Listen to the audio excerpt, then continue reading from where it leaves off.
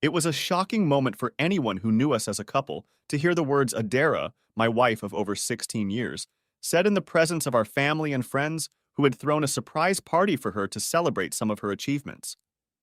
The indirect glances I caught at me were astounding, for most were wondering how I would react to Adara's words. I didn't really care, for I had only recently learned of this.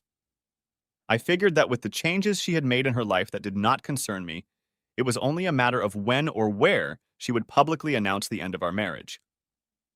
Despite the fact that I hadn't seen her in the flesh in over 6 months, Adara looked good.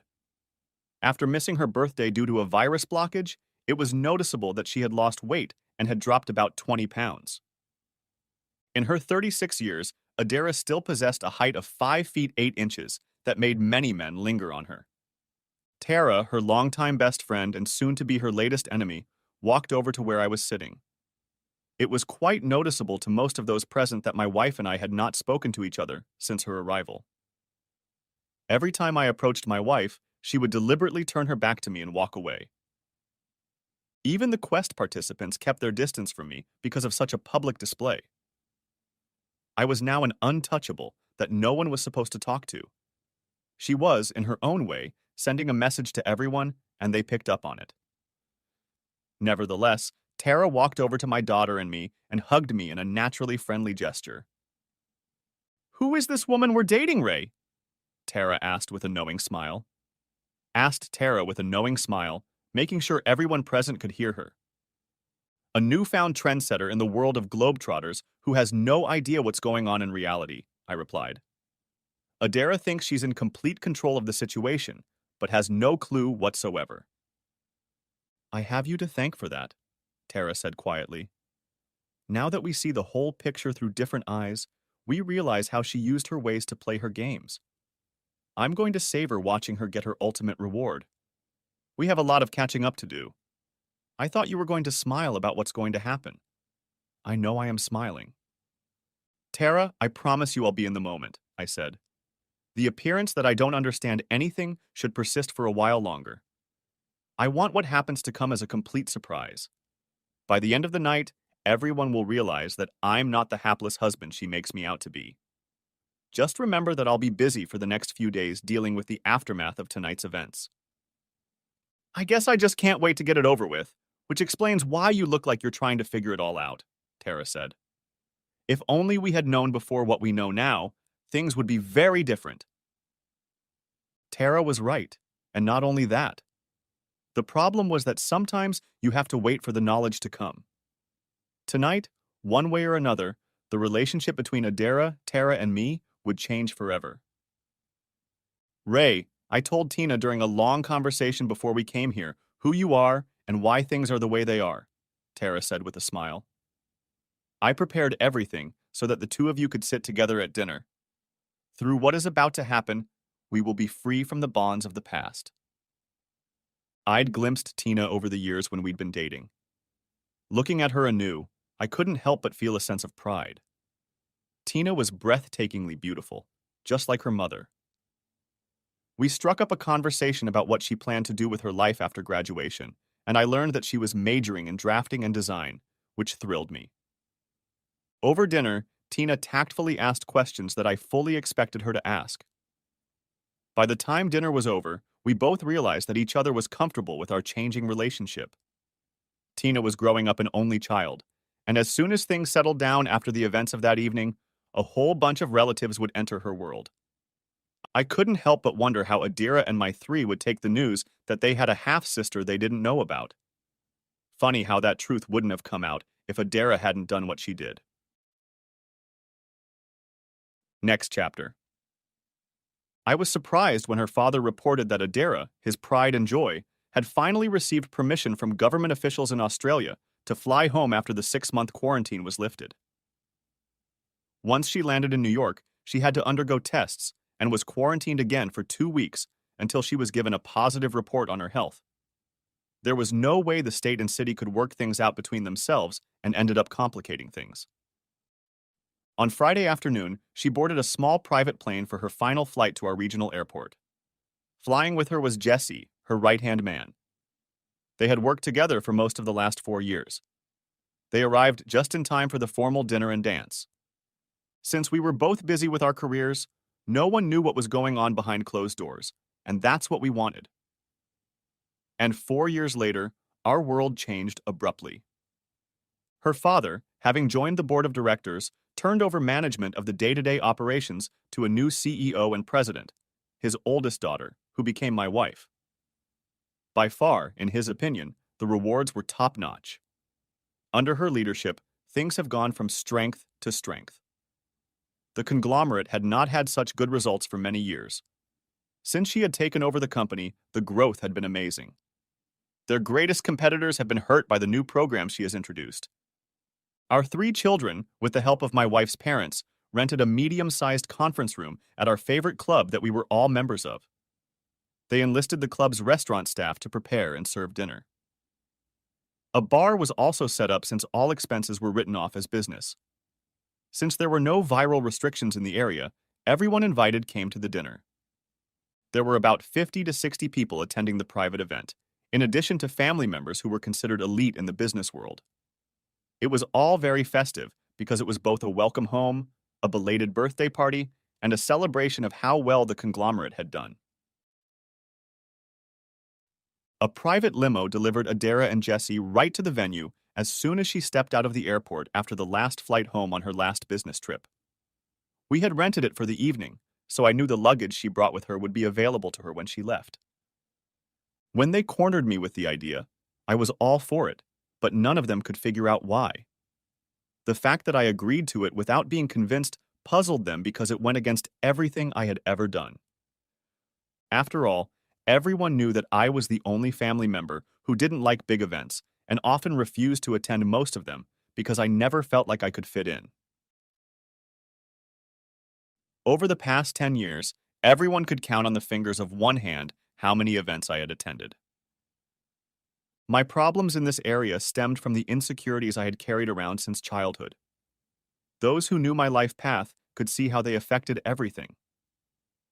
As a result, to this day, I never felt comfortable around those who had power, influence, and money. And yet I walked among the elite of our society, blending in with them as if I belonged to them. Most of them believed that I married a member of my class, and Adara married a member of the lower class. Our housemates, Jesse and Janice Yelland, were present. Both of them came from a family with old money and guarded their image as much as possible. Like everyone who came from an old family, they behaved in a way that showed they had power and influence, but only used it when forced to. Everything they did publicly was done with grace and class. My oldest daughter, Debbie, at 16, was going to be a rock star because of her personality. She could convince many people to do anything. I asked her to do something I thought was impossible. She was the one who convinced Janice to come, even though she knew Jesse would be in attendance. From the moment Janice appeared, dressed in a body-hugging white sleeveless dress, she had my attention. From the moment we first met, I was naturally drawn to her. With inside information about their personal situation, seeing Jesse and Janice together, one could believe that a miracle had occurred. They were a couple who were about 10 years younger than my wife and me. We thought they were both still finding their place in the world. They were both finding guidance and support from those they were closely associated with or looked up to. Unfortunately, they were to find out just how different that guidance was. Janice is a beauty, but when we first met her, she lacked a sense of self, however. Being in our neighborhood influenced her to the point where you could tell she was becoming more and more confident with each encounter. She had a personality that was simply appealing to her.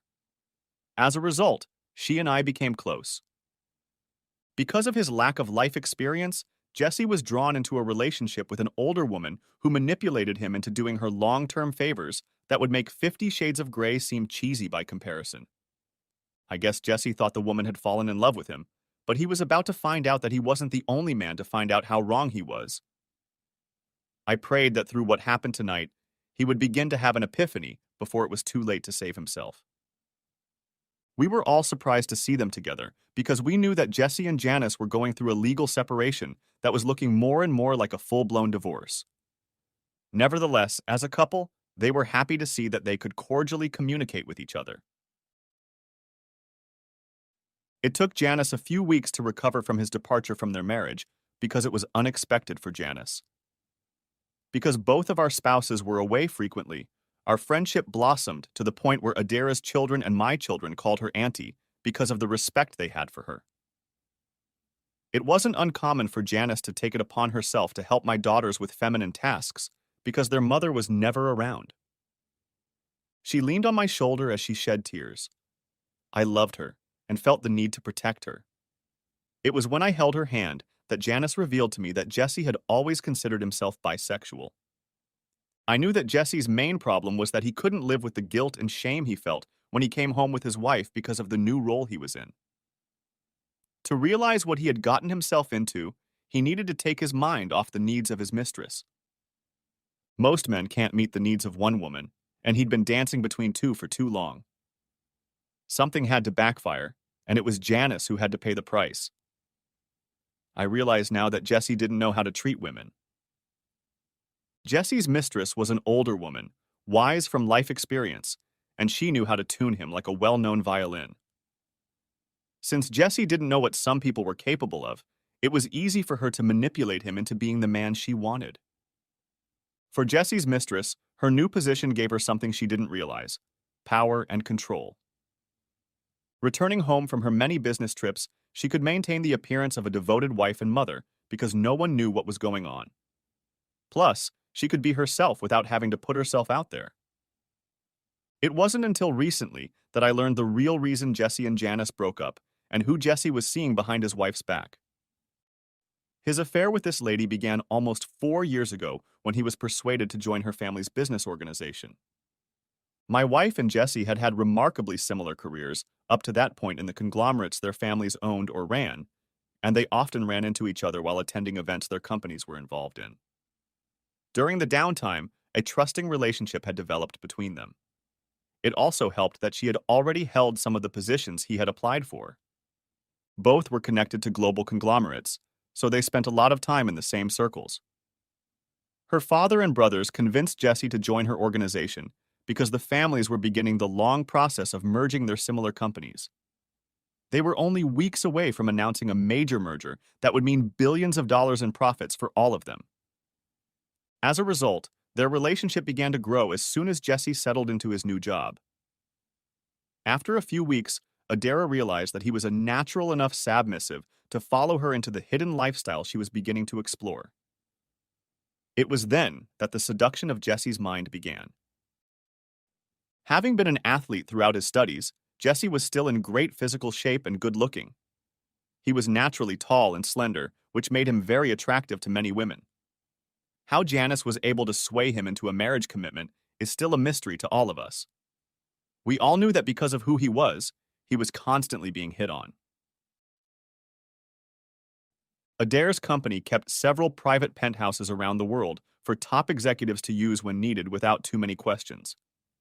It was a gift horse that served her well. Because of the need to travel frequently, Adara had converted a penthouse in Paris into a temporary home away from home. And since it was in a society where sensual things were more open and accepted, Adara used the place to explore the darkness in her exciting new dominant side and the benefits she gained from the power and control it gave her. Adara had never considered her behavior to be addictive, but in many ways it was. All she had to do was find the weakest link and recruit it into her ever-growing army of submissive followers. Within 6 months, Adara had already gotten Jesse to share a double bed with her on a regular basis. And no one noticed the difference in their relationship because their offices were close by and they were always seen together in public. Every 2 weeks, they went off to work on improvements and streamlining to make things softer as they merged. No one knew how intense their emotional and physical relationship was becoming. Behind the scenes at this time, they had managed to acquire a controlling interest in 2 large companies that regularly supplied them with the materials they needed, thus ensuring continued steady growth at quite controllable costs. Until a week ago, I had no idea how deep it went. Only Janice had noticed slight changes in his appearance and diet. After one of his many trips back home, she learned that he had started using an expensive men's line of cosmetics. In addition, Jesse had taken up swimming and had a professional pool installed on the property so that he could take his required daily laps. It came as a complete surprise to Janice when Jesse revealed that he was going to have all of his body hair professionally removed to increase his overall swimming speed. It seemed to Janice that some of these things just didn't add up. Next chapter. An envelope addressed to me showed up in one of my firm's offices. It was large and marked private and confidential. The staff had put it aside and neglected to inform me. I asked that it be forwarded to the branch office where I worked. When I found out it had arrived, I went there to find out what it was about. At that point, I found out that it had been sitting in the branch for over a month. What was discovered inside the envelope with no return address was quite revealing. Several professionally taken photos showed my wife Adara cheating on me with some man and another woman. I would later learn that the woman's name was Jasmine and the man's name was Jesse. The person who sent the photos clearly demonstrated that this behavior has been going on for quite some time. I gathered up the photos to return them to the envelope, and then I discovered a tiny blue ONN stick. I took it to my office door and plugged it into my computer. Opening the file, I realized where the photos had come from. There was a video. A few words I'll remember until the day I die. Adara, Jasmine asked, do you still plan to stand by my side when I make Jessie my wife after you finish her training? On 2 occasions. 1, to make him my husband, Adara said, and 2, when she becomes your wife. I watched in shock, realizing that Jesse was being done on purpose. He was being groomed to be the perfect substitute. I ran the envelope and all the photos through the shredder and locked the stick in the office safe. In their own words, they proved that this relationship had been going on for a long time. That day I realized that what was left of our marriage was just a facade. It also explained why she was deliberately looking for ways to stay away from home for long periods of time. After going over everything, I called her best friend Tara because she was the premier divorce attorney for the rich and famous. For the next few days, my family felt like I was walking on red-hot lava. I did my best to keep what I knew a secret. My children couldn't understand why I was so quiet at home and also questioned my behavior when I gave directions to the household staff, but stopped when they entered the room. Next chapter. The party was almost at an end. It had been a huge success. The band hired by my wife's parents had just taken a break before starting their third and final set. My beloved wife Adara and I have always been complete opposites in everything we thought, believed, and how we lived our lives. Many who knew us for most of our lives thought we would never make it work. I met her the summer I hitchhiked across Europe while still under modern restrictions. I met her outside a Hungarian church that I was photographing because I saw it as architecturally valuable. It was so old that it still had some of the old traditional Christian symbols, long since lost, hand-carved in stone. For example, the name of God, written in the vernacular language, carved in stone above the doors of the church. Most people in modern society would not be able to understand what these letters mean because even in the Bible, the tradition of not using his name has been taken to the extreme. Modern versions deliberately removed all traces of it. The elite began to push God's name out of people's minds. She was there on vacation with her best friend, who was also in attendance. They were both free spirits back then, and to some extent still are now. Adara discovered that I didn't reveal much about myself when she knocked me down as I knelt to take an angled shot of the church they were touring. My attention was drawn to her best friend Tara because of the way she acted when Adara was trying to make sense of the mess she had made. While Adara was busting her mouth open trying to apologize, Tara was helping me gather up all the lenses that had fallen out of the case I had placed next to me. It was one of the things I found attractive about her. Once we made eye contact, there was a mutual interest. We even took the time to make sure there was no permanent damage before introducing ourselves to each other. By the end of the day, we shared a meal at an outdoor cafe in Budapest and learned that the three of us were attending different universities in New York. Once we got back to school, I tracked down Tara. We managed to go on a few dates before Adara found out. Adara took it as a personal challenge because she thought her best friend was flirting with her and it couldn't be allowed. Thus began our lifelong relationship. It wasn't until a year after Adara and I got married because she was carrying a baby that I realized that she had manipulated our entire relationship from day one to give her an advantage. Because of what I had learned, I began to believe that Adara had intentionally gotten pregnant and informed me first so that I would step up and marry her because of my strong sense of duty. Now Tara and I were absolutely certain that Adira and I had not slept together when Debbie was conceived. We had produced 3 children, and it had been a perfect marriage until the last 4 years. Everything was going great until her last promotion, which she accepted because our children were growing up. Now we were like 2 ships sailing through the darkness of night, and life was on a high, allowing her to develop new tastes and relationships that were more suited to the new lifestyle she had created for herself as befitted her journey through the world. Now I was eternally grateful to my father-in-law for the prenup he made me sign. It left me forever on the winning side. In a way, I was angry at myself for keeping my marriage vows, and Adara hadn't. Our 3 children, 2 girls and a boy, took the microphone during a break in the band's performance to express their warm birthday greetings and wishes. I even said a few words to thank my children and my wife's parents for organizing the surprise birthday party for Adira. I congratulated my wife for reaching another milestone in her life's journey. My wife took the microphone, already slightly tipsy. I want to thank Mom, Dad, Debbie, Deanna, and David for arranging this surprise for me.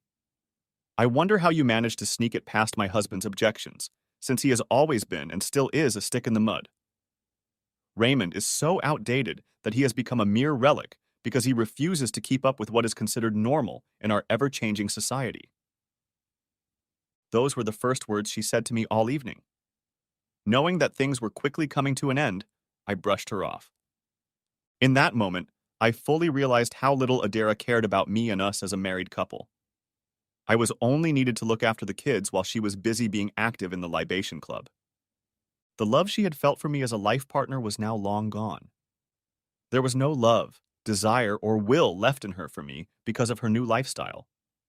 Her utter contempt for who and what I am came through loud and clear to everyone present. Even my children, who usually don't notice anything but what is in front of their eyes, looked at her with an expression on their faces that proved they had caught her thoughts in their minds. Debbie, our oldest, who had just turned 16 a few months ago, walked over to me and took my hand in hers. As we looked at each other, I caught the tears in her eyes. I knew Debbie realized that her parents' marriage was ending before her eyes. I hadn't changed, but her views of who and what I was had changed drastically over the past 4 years. I knew it was because of who and what she now regularly associates herself with and their views on life in general that had changed her.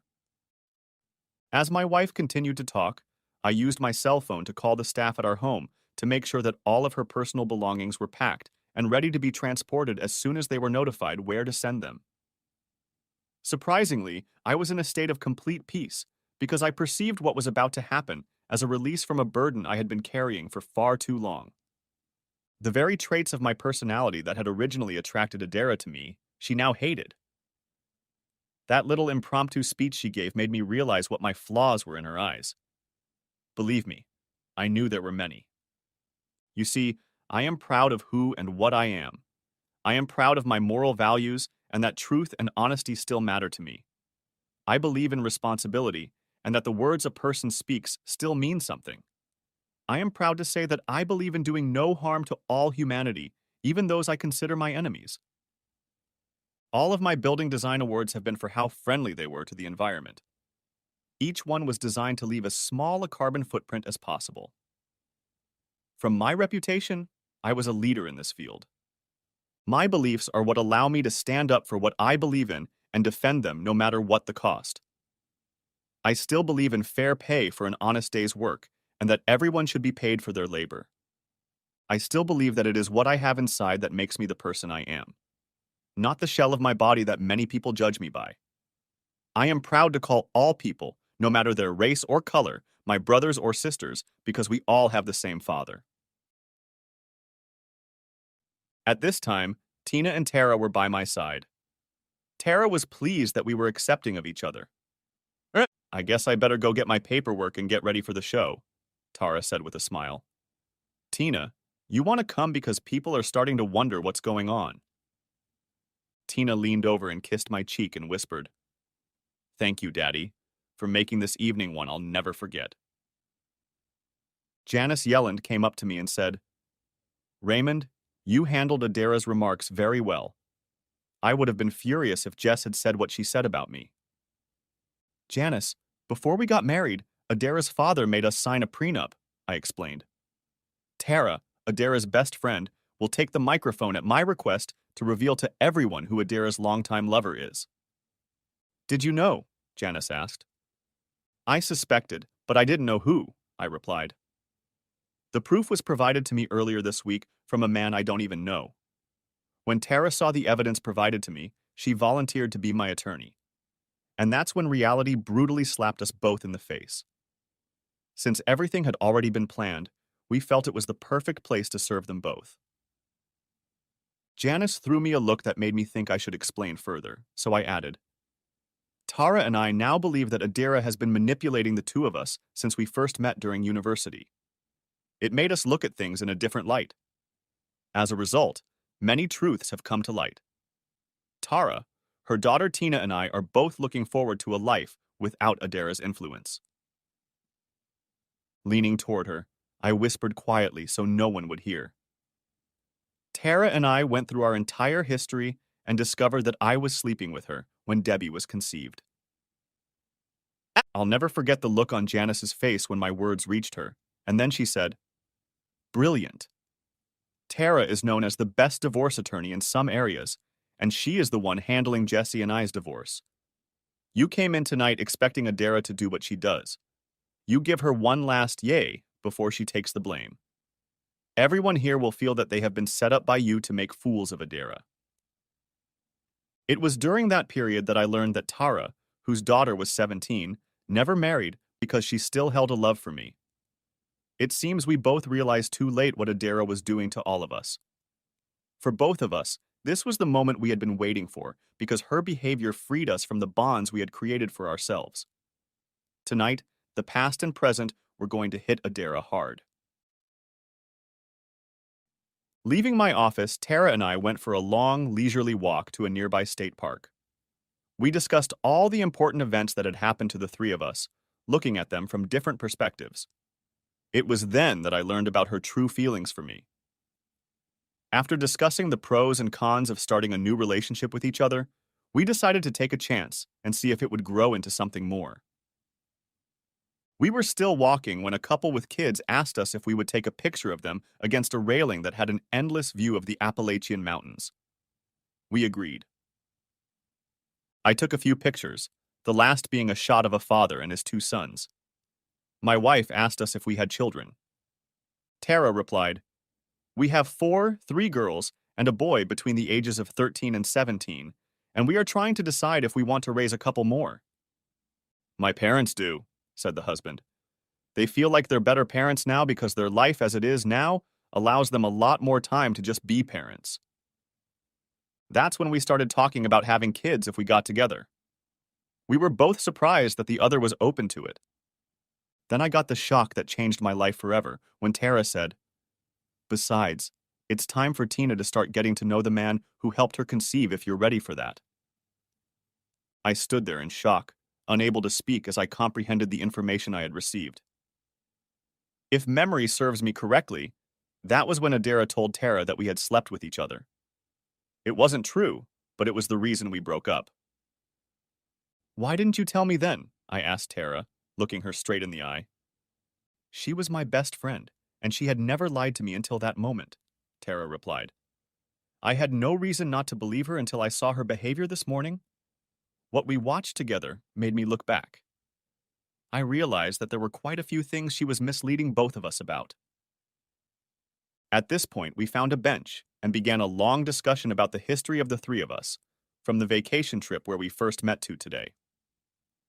As we said our goodbyes, we kissed emotionally for the first time since Adara and I got engaged. It left us with a sense of what lies ahead and a new understanding of what came before us. It would be interesting to know who we were without Adara's presence in our lives. He's here, Janice said, looking around to determine from the look on her face who Adara's lover was. I told Jesse that I believe he is involved with another woman, and when I find out who she is, I will destroy the bitch. I watched Tara walk toward Adara and was grateful that she never married.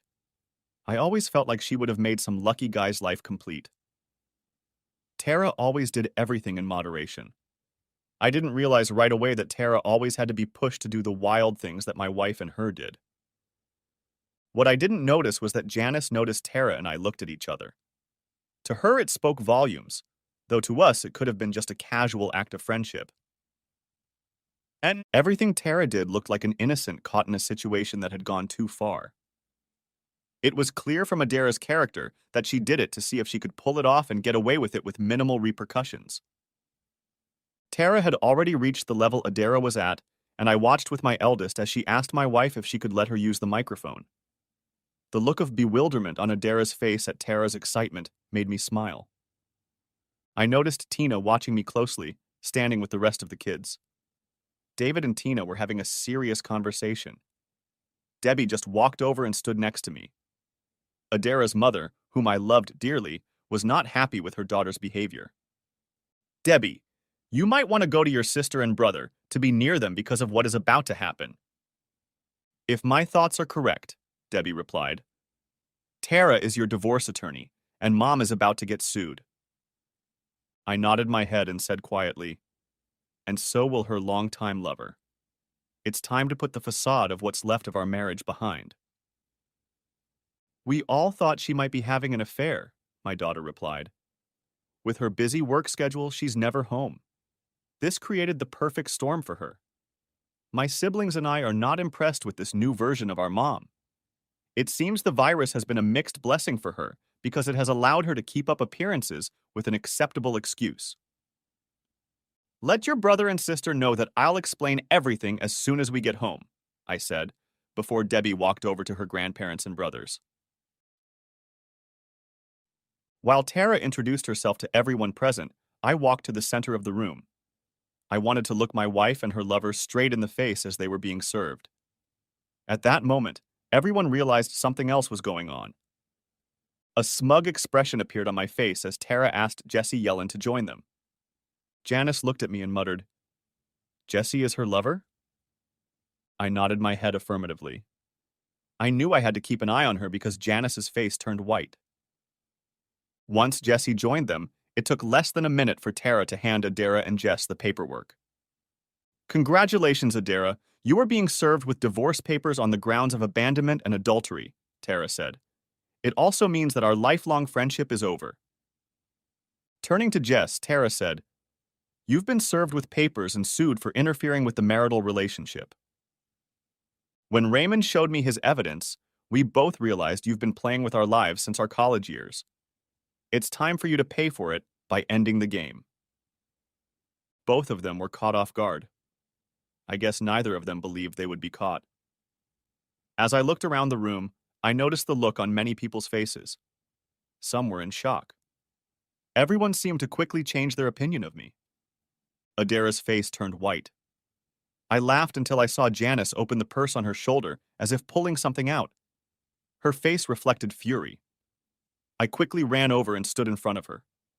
I was sure I knew what she would try to do. She was just reaching to grab the small revolver when I yanked her hand away, grabbing her wrist. Let me go, Janice said in a loud, very frustrated voice. I have to do this. I gave my word.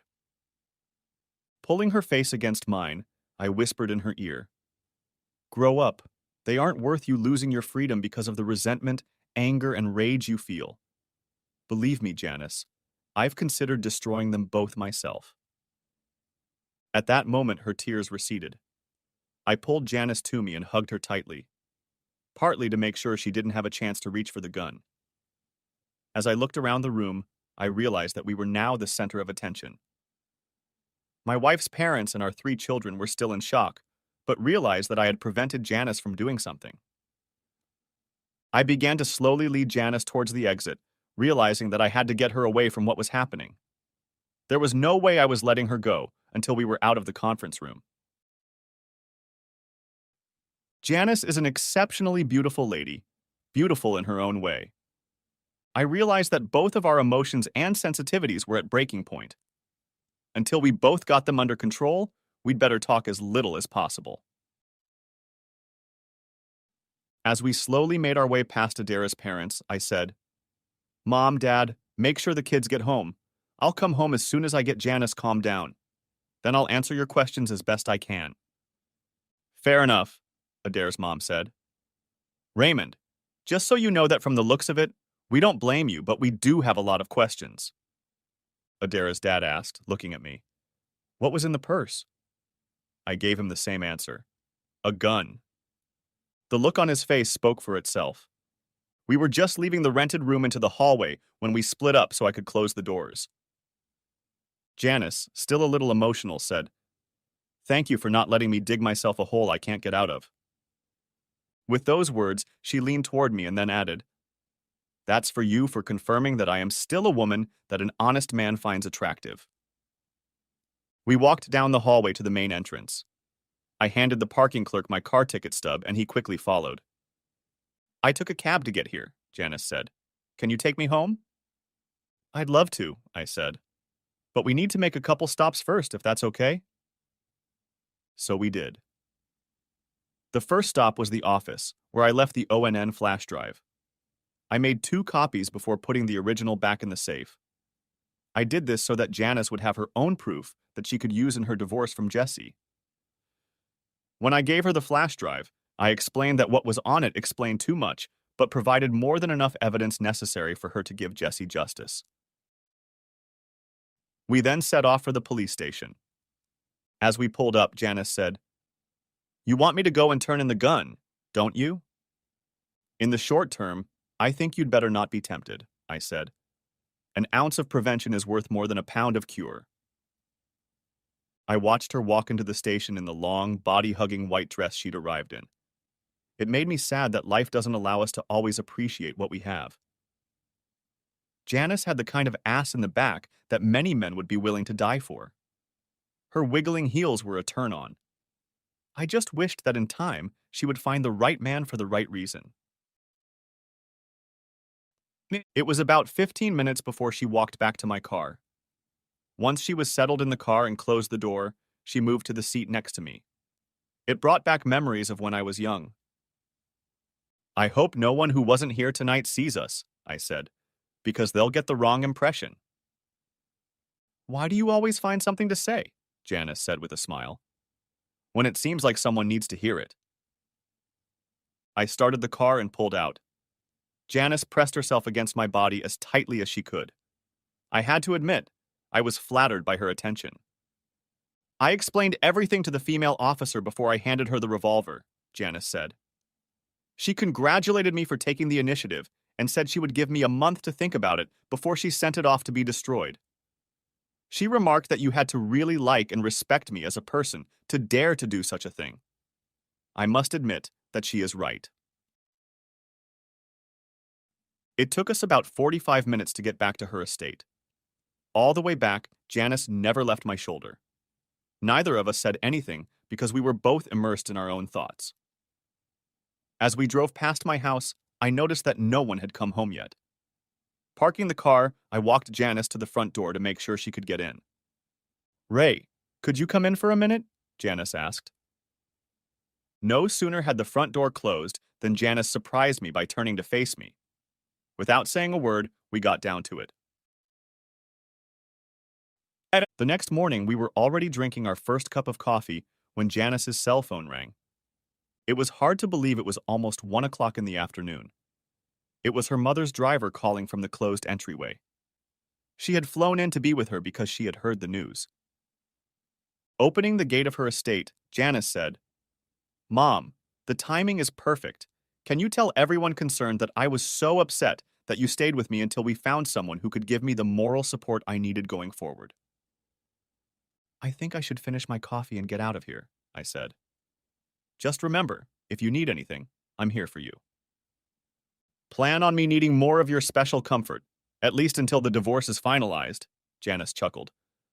or until you and Tara figure out what your common interests are, whichever takes longer. That's if you're okay with it. After we parted, Janice said with a full-mouth smile, "That's the kind of answer I like. Ray, call me later so I can let you know what's going on." She was already escorting me out the door when her mother pulled up. Janice quickly explained who I was and why I was here, still dressed in my suit. And once I was done with that, I headed towards my house next door, knowing what I would have to face. I knew I had to hide my feelings. I couldn't recall a time when I had ever been so set in my ways by a woman. Janice and our love had made everything I had endured over the past 4 years worth it. Next chapter. When I got home, the first thing I knew was that Janice had called to let me know I was on my way because her mother had arrived to give her the emotional support she needed to get through this. Adira's parents, Elizabeth and Richard Drury, stayed the night. Once I was done with the greeting, I handed Richard the wand and told him to review it privately in my home office. Everyone else was gathered in the family room. I explained what Janice was going to do and told them that when she had calmed down a bit, we took the small revolver to the police station. When Richard returned, he handed me the revolver, which I put in my pants pocket. Mom, Dad, kids. As far as I've been able to find out, Adair's affair with Jesse began about 6 months after his family asked him to join the company to help find ways to make the merger of the two family conglomerates go more smoothly, I said. Records will show that even in quarantine, they lived in the same living quarters, even though they had separate residences. My mother-in-law and children seemed to accept my explanation of what was going on until my father-in-law opened his mouth. Ray is trying to protect you all, Richard said. Their behavior is worse than anything. I think I can honestly say that, given what I've just seen. If I had known what Ray knew before last night, Ray wouldn't have been able to stop me. Elizabeth looked at her husband, as if studying his face, and after a couple seconds she said, "You're serious?" "Yes, seriously," Richard said. Her behavior brought shame and reproach not only to the family, but to the corporation itself. The woman involved in the contact I saw in the video file was not the daughter we raised. I excused myself, explaining that I needed to shave and change. Deanna walked beside me as I headed for my bedroom. "We all talked last night," Deanna said.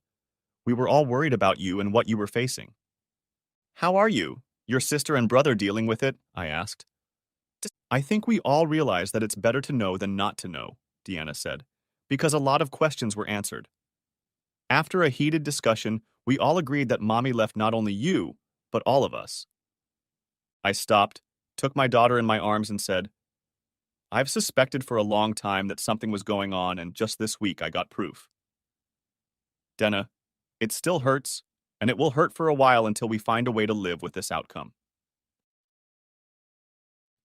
At those words, the pain, tears, and emotions she had been holding back within herself came rushing out. It is in moments like these that we learn the damage that human behavior does in tearing a family apart. I held my middle child until she calmed down. "I was the one who answered Aunt Janice's call," Deanna explained. "We talked for a while. She told me what the policeman said when she turned in the gun.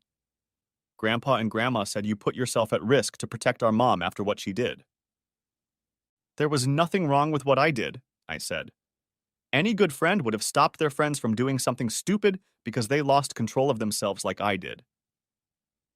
"Maybe, but in Janice's eyes you're walking on water now," Deanna said, "and probably always will." I smiled and thought about our lovemaking before answering. "Have you heard anything about your mother?" I asked. "Jesse and her left right after you," Deanna explained. "Grandpa found out from the limo driver that they went back to the airport and took the first flight out." "Why?" I asked. "Grandma told everyone that you stopped Janice from getting the gun," Deanna said. "A lot of people came up to us and asked us to pass on an apology for my behavior towards you." I smiled and explained, "No one was supposed to know that. Your grandmother wasn't supposed to tell you about it." "But it was true," said Deanna. "Yeah, but mostly it doesn't matter," I said. "It rarely matters. Rather, the gossip turned her into something she never was. That's how the tabloids we see in grocery stores make money. They turn the truth into something it isn't, and most readers believe it. That's what Mom did to all of us, isn't it, Dad? Said Dina sadly. What's even sadder is that her behavior shows that in her eyes, none of us were worth telling the truth, I said. Yet there was nothing socially objectionable about their behavior. When Grandpa said you were protecting all of us, Dina asked, was he telling the truth? You're too young to tell you all the details, I said. But what your mother did to Jesse wouldn't look serious in a 50 Shades of Grey movie. Grandma won't even talk about or watch this movie, Deanna says. According to her, it's humiliating, demoralizing. And the difference between people's views on this movie depends on their personal ideas about morality, I said.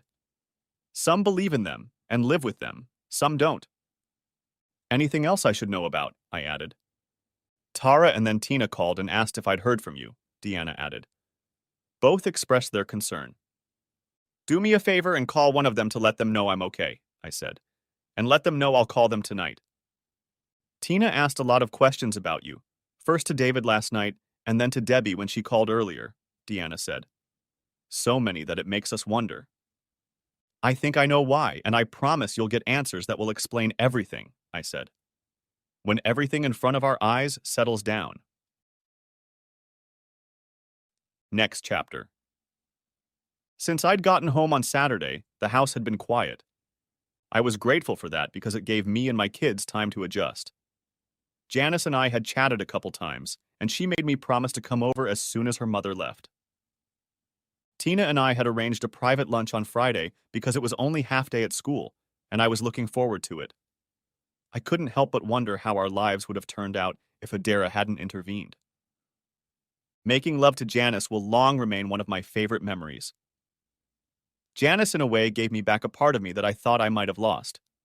My faith in myself. And I took the first 2 workdays off to make sure I was there for those who needed me at home. Each of my children needed some time to themselves. I was grateful that I had the wisdom to help them deal with their emotions. This morning I called a general meeting with the staff to catch up. Ray, is Isabel Rosing there? Who would like to speak to you if you're free? My secretary asked, poking her head through the door. Give me a minute to clean up and sit down at my desk before you escort her out, I replied. I wondered who it could be because I had never heard the name before. So when I heard them walking down the hallway, I stood up. As soon as the woman walked in, I recognized her as Janice's mother. Nah, if you were to look at Janice and her mother, you would realize that they are related. Even though they had different hair colors, there were enough traits in them to make that claim, because their build, looks, and mannerisms left no doubt. Both were very attractive women in their own ways. It's nice to meet you again, I said, extending my hand to her. She took it and said, Thank you for meeting me and for what you have done for my only daughter. I'm heading to the airport to board the private jet I booked and wanted to talk to you before boarding. How is Janice doing? I asked with interest. I haven't spoken to her since late Sunday. She's come to terms with it all and is adjusting well. When I arrived, she was in better spirits than I expected, Isabel said. Primarily because you took the time to let her know that she wasn't a failure and wasn't to blame for what happened. Thank you for your kind comments, I said. What can I do to help you today? First of all, Janice and I looked at the file you provided her. Frankly, we were both shocked, dismayed, and upset by what we found there. It will serve her well in the divorce. Janice wondered if she had been too blind to see what Jesse wanted, and if the reason he married her was because he needed a shield. This led to a long conversation between my daughter and me. We talked about everything from her future life to her relationship with you, and it brought us closer than we had ever been since she was a teenager. My face must have reflected my reaction because she said, Relax, Mr. Wright. We're both adults. Let me explain a few things. I have 3 children, 2 sons, and an only daughter, all with one father whom I never married. We started our relationship as friends with benefits. Their father and I are still in a loving relationship that we are comfortable with. He is also about 10 years older than me. Getting curious, I realized the conversation was going to be long, so I asked the receptionist to bring coffee. Our family originally lived in Sweden, but now we, like most families, are scattered all over the world, Isabel explained. Because of a failed first marriage and our family's wealth, I decided it was better to never remarry. That's understandable, I replied, especially when you're dealing with something like your daughter and I are. We both live individual lives, layered and complicated, but aren't all relationships similar in some way? Asked Isabel. You're not going to have an argument for me, I said. I've always assumed that what you do behind closed doors is nobody's business but the people who live behind those doors. Janice's mother seemed to like my words, because I could tell by her demeanor that she was beginning to relax and feel comfortable around me. In order to thank you properly, the family decided it would be best to do a background check on you. Let me tell you that the information they have received about you has made a great impression on them. Both professionally and personally, you have a brilliant record, Isabel explained proudly. Expect a phone call within the next week requesting that your firm submit a proposal to design a new museum for the city of Stockholm, which we are sponsoring. Thank you for the honor and please call me Ray, I said, as the receptionist brought in a tray of coffee. I'm sure when I get the request, they'll give me the general details of what it will be used for. As we were served and she left, closing the door behind her, it got interesting. The other woman in the video file is a distant third cousin whom Janice has never met. I was able to identify Jasmine by her voice. Let me make it clear that the family will treat her accordingly once they review the file I emailed to them, Isabel stated. Everything will be done to ensure that she never becomes a problem for my daughter or you, as you intend to do in the future. Pausing, Isabel continued. Even among those who are considered elite, there is order. There are things that are not considered acceptable once they come into the public eye. As a result, there are some rather harsh methods of dealing with those deemed undesirable. Thank you, that's good to hear, I said. To be honest, I hadn't really thought about Jasmine, other than the fact that she will be another advantage for me in the custody battle. Isabel smiled because she apparently realized that my children's needs always came first for me and always would. Janice has become independent, and I think that is primarily due to your long-developing relationship with her, Isabel said honestly. I am immensely proud of the person she has become. Her confidence has come to the forefront during this time, and it shows. She's a very sweet woman who I love dearly. Even my 3 children adore her, I said. Janice knows that she is a close friend to me and my children. So much so that my kids call her Auntie. I'm well aware of that and what went on before I arrived, including the status of your relationship, Isabel said. Right down to the fact that you helped her deal with the shock she was in. I blushed. Isabel smiled and said, Janice said you were a humble man. I can see that she's right. This just confirms how well you two know each other. This is my way of letting you know that I approve of any relationship between my daughter and you. Thank you. That means a lot, I replied. If things work out the way I want them to, Isabel said with a smile. I hope that in the future, she'll come to visit with a full-time nanny and a couple of the babies you've raised, and you'll keep a close eye on her. I laughed because the lady could be brutally frank, and that was refreshing. I liked the lady, so I asked her, Do you have time to dine with me at the club? The pilot is used to waiting for me to arrive, so I have all the time in the world, said Isabel. An hour or 2 won't add much to the cost. I quickly called the club's restaurant to make a reservation, and we were on our way. While Isabel was instructing the limo driver, I called Janice and asked if she wanted to join me. Janice was already waiting for us when we arrived. Mom, said Janice with a slight reproach, I asked you not to get involved. Isabel laughed and smiled before saying, I just stopped to let Ray know that he's been offered to go international. Of course you were offered, Janice said. If I ask Ray if you two have talked about kids, what will he say? Not a word, I replied, because I'm not going to get dragged into this. Both Janice and Isabel laughed. Mom, I told you what he's like, Janice said with a smile. He's very careful about everything he says. Most thinking men are like that, Isabel said. When things go to hell, it's men like him who stay on their feet. With him, you'll always know where you stand because, like it or not, He'll be straightforward and honest. With those words, we headed for the clubhouse. Lunch was, surprisingly, a great success. Isabel liked the quality food and the atmosphere of the restaurant. Janice was pleased to see that her mother and I were beginning to develop a relationship. Before leaving through security, kissing us goodbye on the cheek, Isabel said, "I expect to see you two when Ray is doing a spot check of the museum building.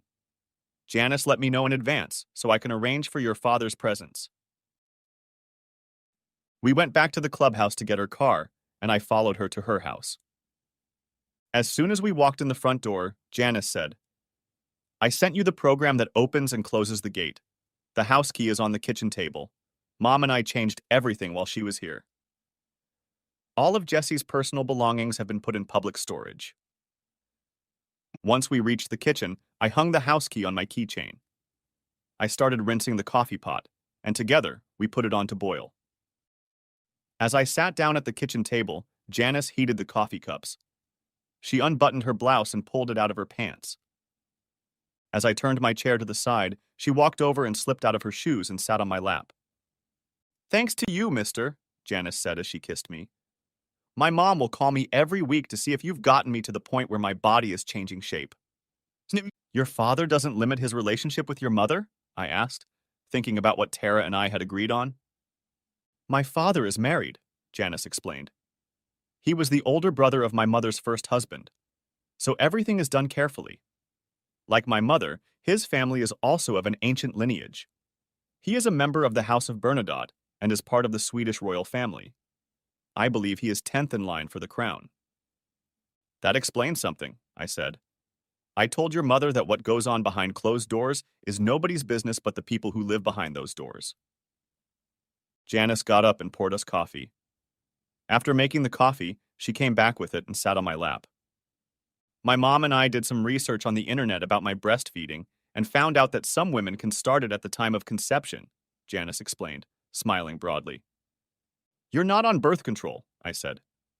"Not since Jesse and I broke up, no," Janice giggled. Janice looked me in the eye, and I could see how excited she was about the possibility of us having a baby. "Said, what are you hoping for if it's confirmed that you're pregnant?" I asked. "My mom wants a girl since both of my brother's wives have boys," Janice said. "I don't care as long as she's healthy." "And we'll have to decide what to name him before he's born," I said. "No, we won't have to, because when I talked to a divorce lawyer, I learned that legally I can change my last name to anything I want," she said. "So I'm going to change mine to Wright."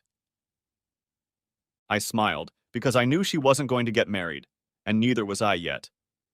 We both had a lot of things to sort out. "Between you and me, the reason Tara's daughter spent so much time with me Friday night," I said. "It's because earlier in the week, Tara revealed that I'm her father." Janice paused for a few minutes, digesting the information, and said, "If you hadn't gotten proof of Adira and Jesse's behavior, you never would have known."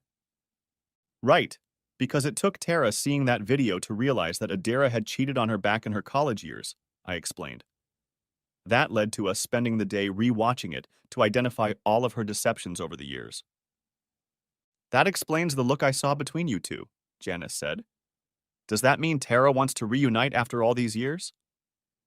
"I'm not sure yet," I said, "because the emotions are still too raw.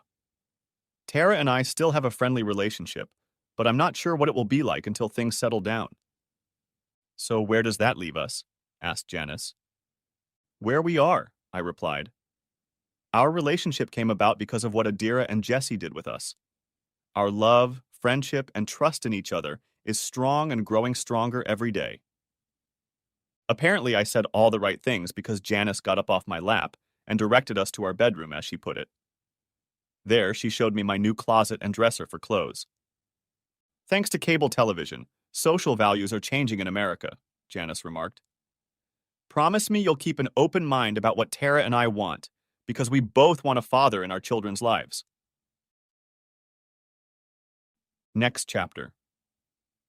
It had been a month since Adara had been sued, and the announcement of the successful merger was published in this morning's New York Times.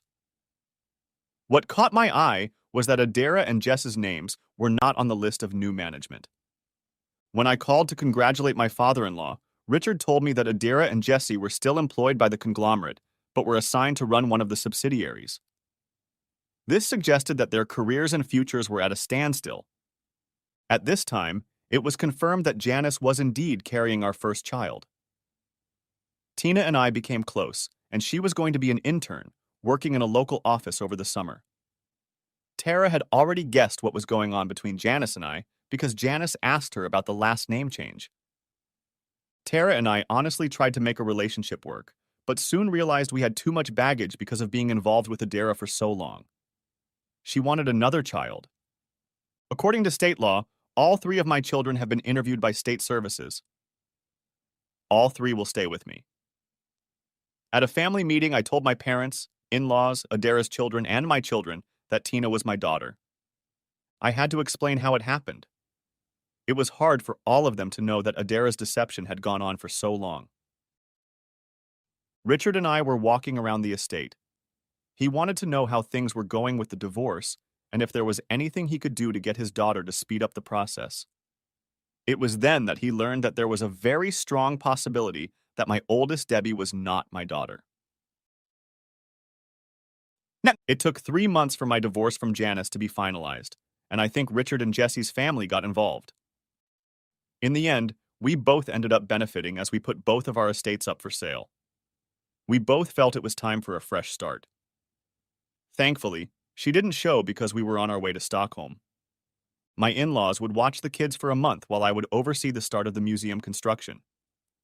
My house wasn't the cheapest, but it was chosen because the design matched the city and left the least carbon footprint. Richard promised to oversee the construction of our new home. Before we set off on our trip, I invited the kids over to get their blessing. All 3 were excited about what I wanted to do. We flew in and were greeted by Isabel and her 2 sons. We stayed there for about a week before we had the opportunity to walk Crown Princess Victoria and Prince Daniel's Karlexstig. It was a walking trail in the western part of Isbladskareta, between the Gjordardsbrunn Canal and the pumping station in the south of Isbladskareta. As we were enjoying the day, I got down on one knee and asked Janice to marry me. Janice wasn't expecting it, but thankfully didn't hesitate. I think it took less than 10 seconds before she squeaked out a yes. I'll be honest, those were emotional minutes for her. As soon as I put the ring on her finger, she showered me with kisses. At 7 p.m. local time, using my cell phone, we called the kids in the presence of Janice's parents. The way we broke the news to them was perfect. Debbie put us on speakerphone so we could speak to all 3 as I did on my end. Your dad and I wanted to ask Debbie and Deanna if you would do us the honor, Janice said, by agreeing to be my bridesmaids. Isabel and Sven were caught off guard, so much so that Isabel cried. Of course, this raised 1,000 questions that we didn't have answers for, and we had to promise to let them know as soon as we worked something out. When things had calmed down, Janice told Isabel that she was going to have the granddaughter she had always dreamed of. It was while in Stockholm that we learned that Adira Wright, Jasmine, and Jesse Yelland were missing at sea and that the authorities were searching for their plane. I was reminded of Isabel's promise. We learned that Adira survived, but ended up spending a month on a local fishing boat. We don't know what happened, but she came back a broken person and retired to a quiet life in the Keys in Florida. It was in the fall, the last part of September, when Janice and I had our wedding. Tina, Debbie, and Deanne were bridesmaids. David, my son, and my brother's 2 sons, both a little older, stood by my side. Isabel, Sven, and all of her family members were present. Isabel held her 1-month-old granddaughter Issy in her arms the entire time. The marriage ceremony took place on a patch of lawn on our new estate. Adira was present at the ceremony. I involuntarily remembered Debbie and Denna talking about their mother, who now had to use a cane regularly. Mom made decisions in her life assuming she would have it all, Denna said. She never thought karma would have its say. True, but if you compare our parents, Debbie replied. Karma gave them back what they both deserved. The end. Thanks for watching. I hope you enjoyed it. So subscribe to my channel and watch the next video. Do you really think your new Sequoia can handle terrible roads? It's too damn big. I took another sip of my Stan's Wicked Ale and continued. Of course you need legroom under the steering wheel. You're such a keg. But I don't know, Ted. I'd never take anything like that to the Turkey Trail. I had a hard time getting up there in my old Land Bruiser, and it weighs half as much.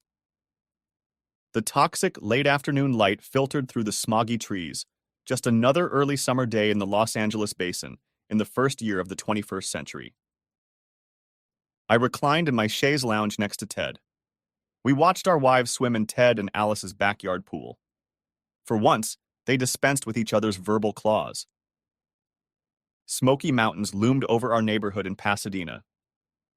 Hey, they told me it could be anywhere, and that's where I'm going to go. Ted took a sip of Tooth's sheaf malt and belched. Yeah, I'm ready for the turkey run. I don't care about those horror stories. More energy.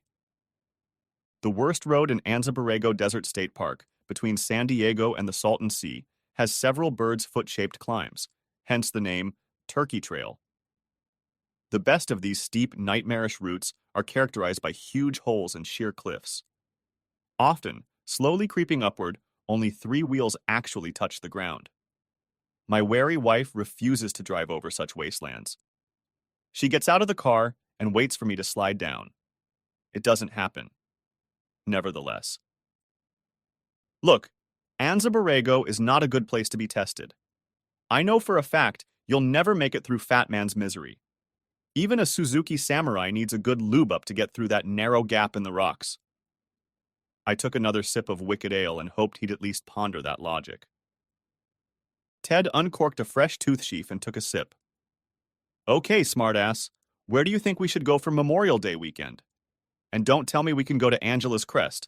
It's always full of jeeps, samurais, and paratroopers. My naturally tanned wife Carol floated in our direction as well. Hey, you gotta give him a break, Alice baby. He's a man, you know? Thinks motors are macho, even the funny ones like the ones you're working on. She turned and looked at Ted and then at me. So tell us, Bobby, what kind of test track are you suggesting? Someplace not too boring to celebrate, right? I thought for a moment about how to put Ted at ease. I know just such a place. There are some great mining trails east of Palm Springs in the Chuckwalla Mountains. They're rough enough to be a good challenge, but probably won't kill us. In the Chuckwalla Mountains? That sounds nice, Alice said. Yeah, it's pretty picturesque there, Carol agreed. What, an agreement between those two? It's a miracle. 2 couples around the pool. We are Bob and Carol, they are Ted and Alice. We are friends and neighbors here in Pasadena. Alice and I work together. We travel together in our 4-wheel drive vehicles. Our kids play together, go to school together, and on this sweltering Sunday all walk together a dozen miles from Carol's house in Burbank. Yes, the Valley. We're raising a new crop of Valley girls, Val gals. Vacant to the max, dewy-eyed. Are we all best friends? Not really. Just close friends with common interests like pool. For the most part, we got along well with each other. And that's a good thing. Making new buddies is hard work. If only Carol wasn't so bossy and Ted wasn't so flighty. Meanwhile, we adults spent the afternoon and evening alone. There isn't much privacy in this suburban community. The homeowners association doesn't allow high fences. No swimming before dark. And even then you have to keep a constant eye out for nosy neighbors. Damn prudes. So we spent our time prudently, relaxing, joking, and flirting, getting a little drunk, chatting, sketching out plans and fantasies. Ted and I were slamming around making plans for our excursion. I don't know what the ladies were planning, other than to ride side by side, look good, and poke fun at each other every chance they got. The usual. We planned to spend 4+ days together on Memorial Day. Would it be fun? Ted ditched his 4-wheel drive 4Runner for a new Sequoia last week, and he really wanted to put it to the test, as if he even knew what that meant. I mean, Ted was a pretty good, albeit lazy, real estate broker, but as an off-road enthusiast, he suffered from adequacy mania.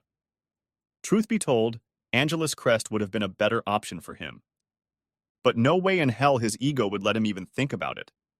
At least he still remembers his first aid skills from his long-ago army service, so he's not a complete coward on our forays. Some bickering ensued as we socialized poolside, fueled by alcohol. Who brings how much? Who is responsible for food and supplies? And the eternal clash of characters. I'm focused, and Ted is relaxed and lethargic.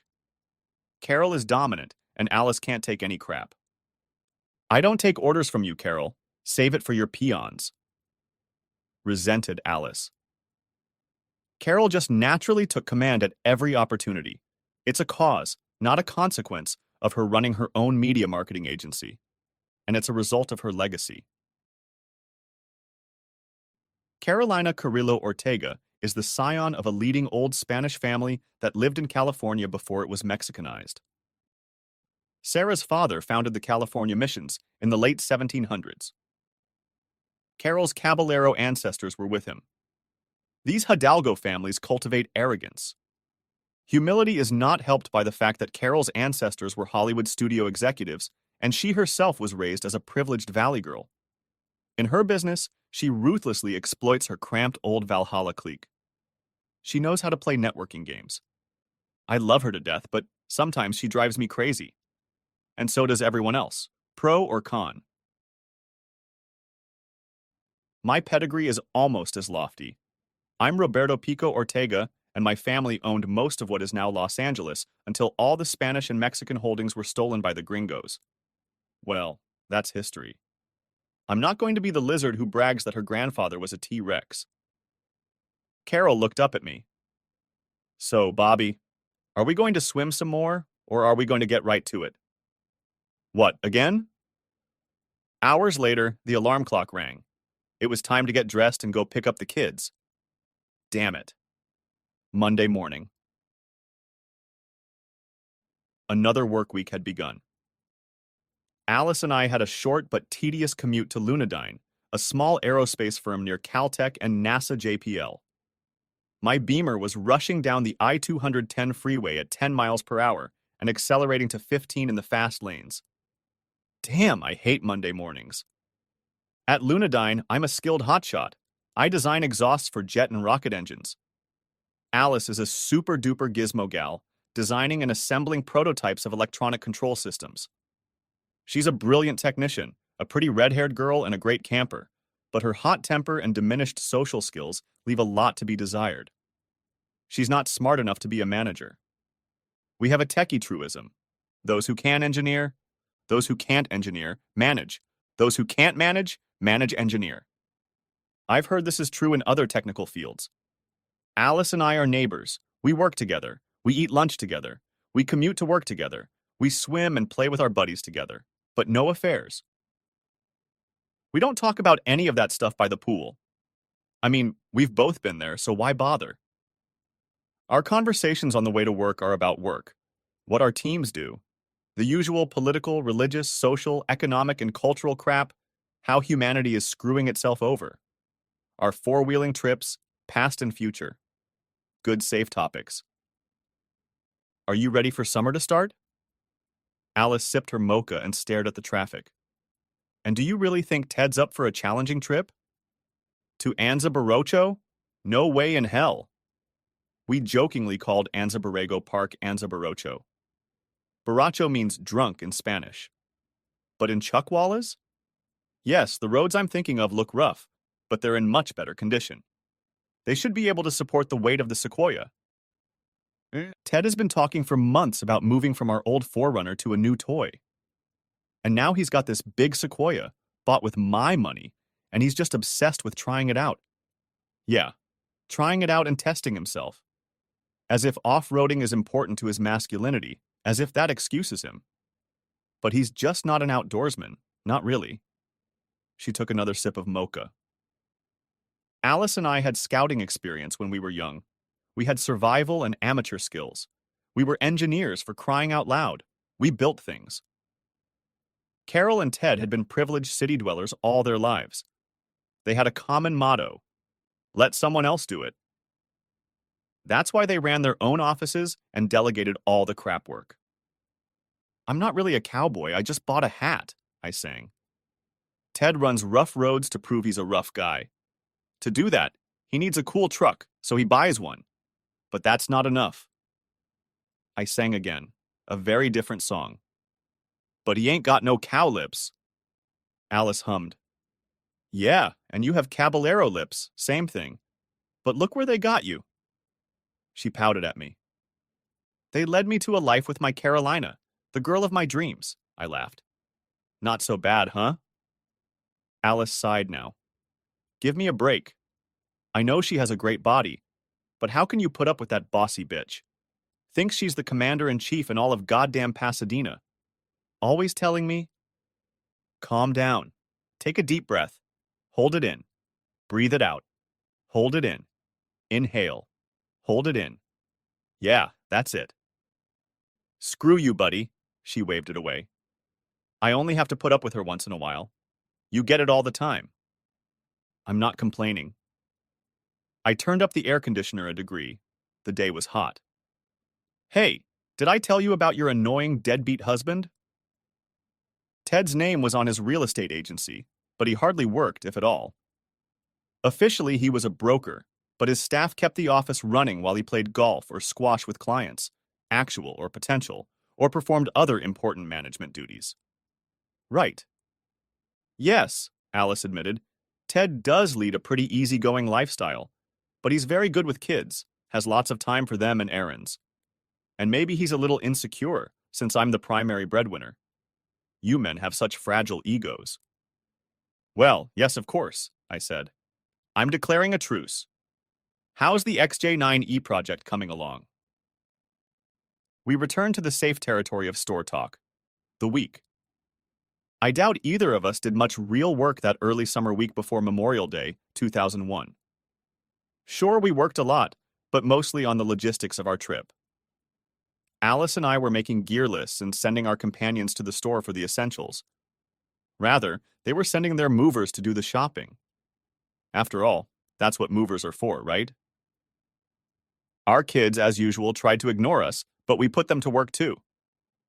I'm going to run through the checklist again, Dolly. Start with, why do I have to do this?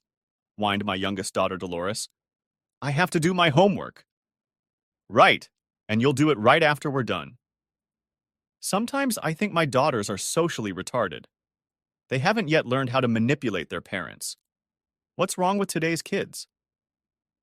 But you always make me do everything, my little drama queen whined. Why can't Rosie do it? Because Rosalita is busy helping your mom with her checklist. We're equal opportunity oppressors, you know. Now stop complaining and start on the camping gear. A tent. I don't care about your stupid tent, I said firmly. Check the tent.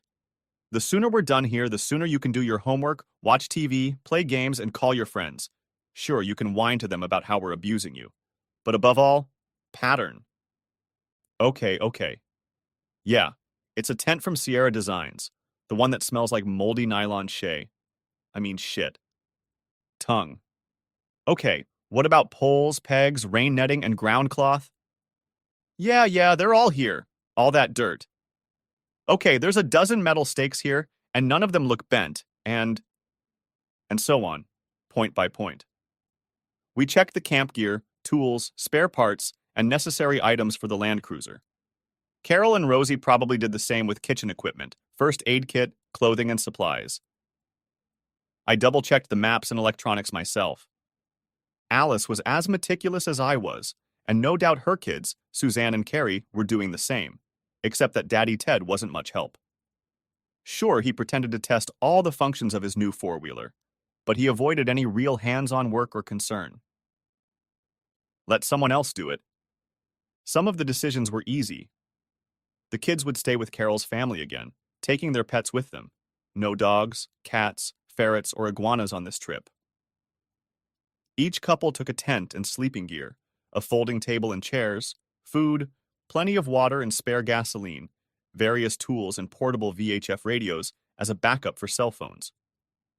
In steep and narrow arroyos, cell phone service and GPS would not work well, and radio time was free while cell phone time was not. Non-perishables were listed and loaded as we completed the checkout. Careful organization in the style of an engineer is how to make an adventure survivable, Pay attention to reality. Ah, reality. What is reality? Reality is crucial. The old hippie definition. Who needs reality when you have a good fantasy? Reality is a key. A friend has an ancient panel truck with a rattled transmission. This message is painted on his dashboard. Reality is the thing that stays after you refuse to believe in it. This should be pretty obvious. Does gravity disappear if you don't believe in it? Reality is what bites you in the ass. If it affects you, then it's reality. Otherwise, why worry about it? I always adhere to the definition of bites your ass when planning off-road trips and building turbos and exhaust systems. Injury and death certainly bites you in the ass. Checking and packing went slowly and easily over several days and evenings. By Thursday evening, we were loaded, fueled, and ready to go. Friday. We all agreed on a half day, or less, on Friday to get an early start. Walk into the office, shuffle papers, have a quick lunch, and leave. It was very easy for Carol and Ted, who just had to give the order to make it happen. Alice and I were the stars at Lunadyne, so we had no problems either. We easily opened the door to summer. Our little caravan set off just after noon, after the usual banal internecine squabbles. Ted and Carol both deserve to have the words PETA tattooed on their foreheads. That's right. Pain in the ass. Noon was early enough. We didn't have to fight traffic for 100 miles. We had a smooth ride to the outskirts of town on the far outskirts of San Bernardino and Redlands. Only a few jerk drivers deserve to be yelled at. Only a few truckers tried to kill us. Carol tapped away on her little Sony Vaio mini laptop as we drove and chatted about life, about the kids and their schoolwork, about our friends, about all sorts of stuff. A little bit of talking, a little bit of keyboarding. This is the Little Mac account, that's what we call it. We contracted with the California Macadamia Council for a marketing plan to make macadamias the most popular nuts in the world. Peanuts are going down, but almonds are on the rise, as are pistachios. That's their competition. You must be nuts to take this job, I joked. She sent me an unfunny grin. Okay, you've already heard about it. Macadamia? Really? Do they even grow in California? Of course they grow, but not very many. Most of them come from Australia, then Hawaii, then Central America and other places. The council believes that increasing demand for macadamias from anywhere in the world will help local growers. That's the work we're doing. I'm just trying out some ideas. She tapped the keyboard again. Well, they certainly taste good, but so do a lot of other products that don't sell well. I jerked the steering wheel to get around the slow pickup. This place doesn't just have nuts for smoothies and snacks. They make pasta flour. You just have to try the honey macadamia pancakes. Macaroni milk, macaroni butter, macaroni cheese. This one's not so good. Macaroni candy, yeah, all kinds of crap. But not a lot of people know about all that stuff. Yeah, that's our job, to capture eyes and minds. So you do advertising strategy? That doesn't sound like your usual specialty. No, not traditional advertising. The Mac board of directors wanted some cute slogan like Mac Snack Attack or I'm Nuts for Macs on TV and billboards. This is the 20th century. No, we'll run a viral campaign on the web. Start friendly, casual weblogs, subtly infiltrate news groups, forums, and chat rooms, but no junk mail, no spam. That's cowardly. Make it look grassroots, spontaneous, organic, with recipe clubs and idea sessions, all very modest. And it's going to be an internet-only campaign? Has anyone tried something like this before? A few. We're tracking how others are doing it. The best part is that it's very, very cheap. No expensive media buying, no mass targeting. It's more about creating an atmosphere. Create an atmosphere where Macs are a matter of course, a staple. Macadamia is on every shopping list. And how do you create an atmosphere? I looked at the troposphere surrounding us, draped in smog, and envisioned vapors of nuts. There are a million possible approaches, and we can try them all, almost for free. Each tactic will be tried separately. Change a few words and images, and measure the response. Keep what works and discard what doesn't. Our software generates automated messages that feel personalized. The artificial intelligence program reads the responses and adjusts to them, or asks a human for help. This is really the only cost item, and we take it offshore. Oh, hi. And she was tapping away at the keys again. High mountains surrounded us as we were interrupted. Carol removed a crackling VHF radio from its mount on the dashboard. Say that again, Alice. I didn't catch that. I said we could use a break. Let's stop by the dinosaurs in Cabazon. Got it. We'll take the Cabazon exit. I'll see you under the Bronto. It was actually a hollow concrete apatosaurus, 150 feet long. There is no such creature as a brontosaurus, but that's what they called it when they built it. I rolled our sandy beige Land Cruiser up to the restrooms. Ted's red Sequoia pulled up right behind us. The women hopped to the restrooms. Ted and I stretched out and looked at the dinosaurs, Big Dinny, think Alley-Whoop, and tall T-Rex. Cabazon is just a village in a deep cleft between high mountain ranges, San Bernardinos to the north and San Jacintos to the south. Dinosaurs dominated the site of the freeway for decades until the Morongo Indians of the Cahuilla tribe built a multi-story casino nearby. I'll never forget the first time I stopped here with Alice, Ted said. He sipped from a can of soda and waved at Dinny. Even before we were married, I took her with me to a realtors conference in Palm Springs. We drove up from LA and she needed a pee break, just like today. She finished and we went up the stairs to the gift store. There was no one there. And now it's a creationist museum. Those guys are really dumb. But that's okay with me because they're not too critical of the contract details. Damn, I love selling to Cretan fanatics. They'll believe anything.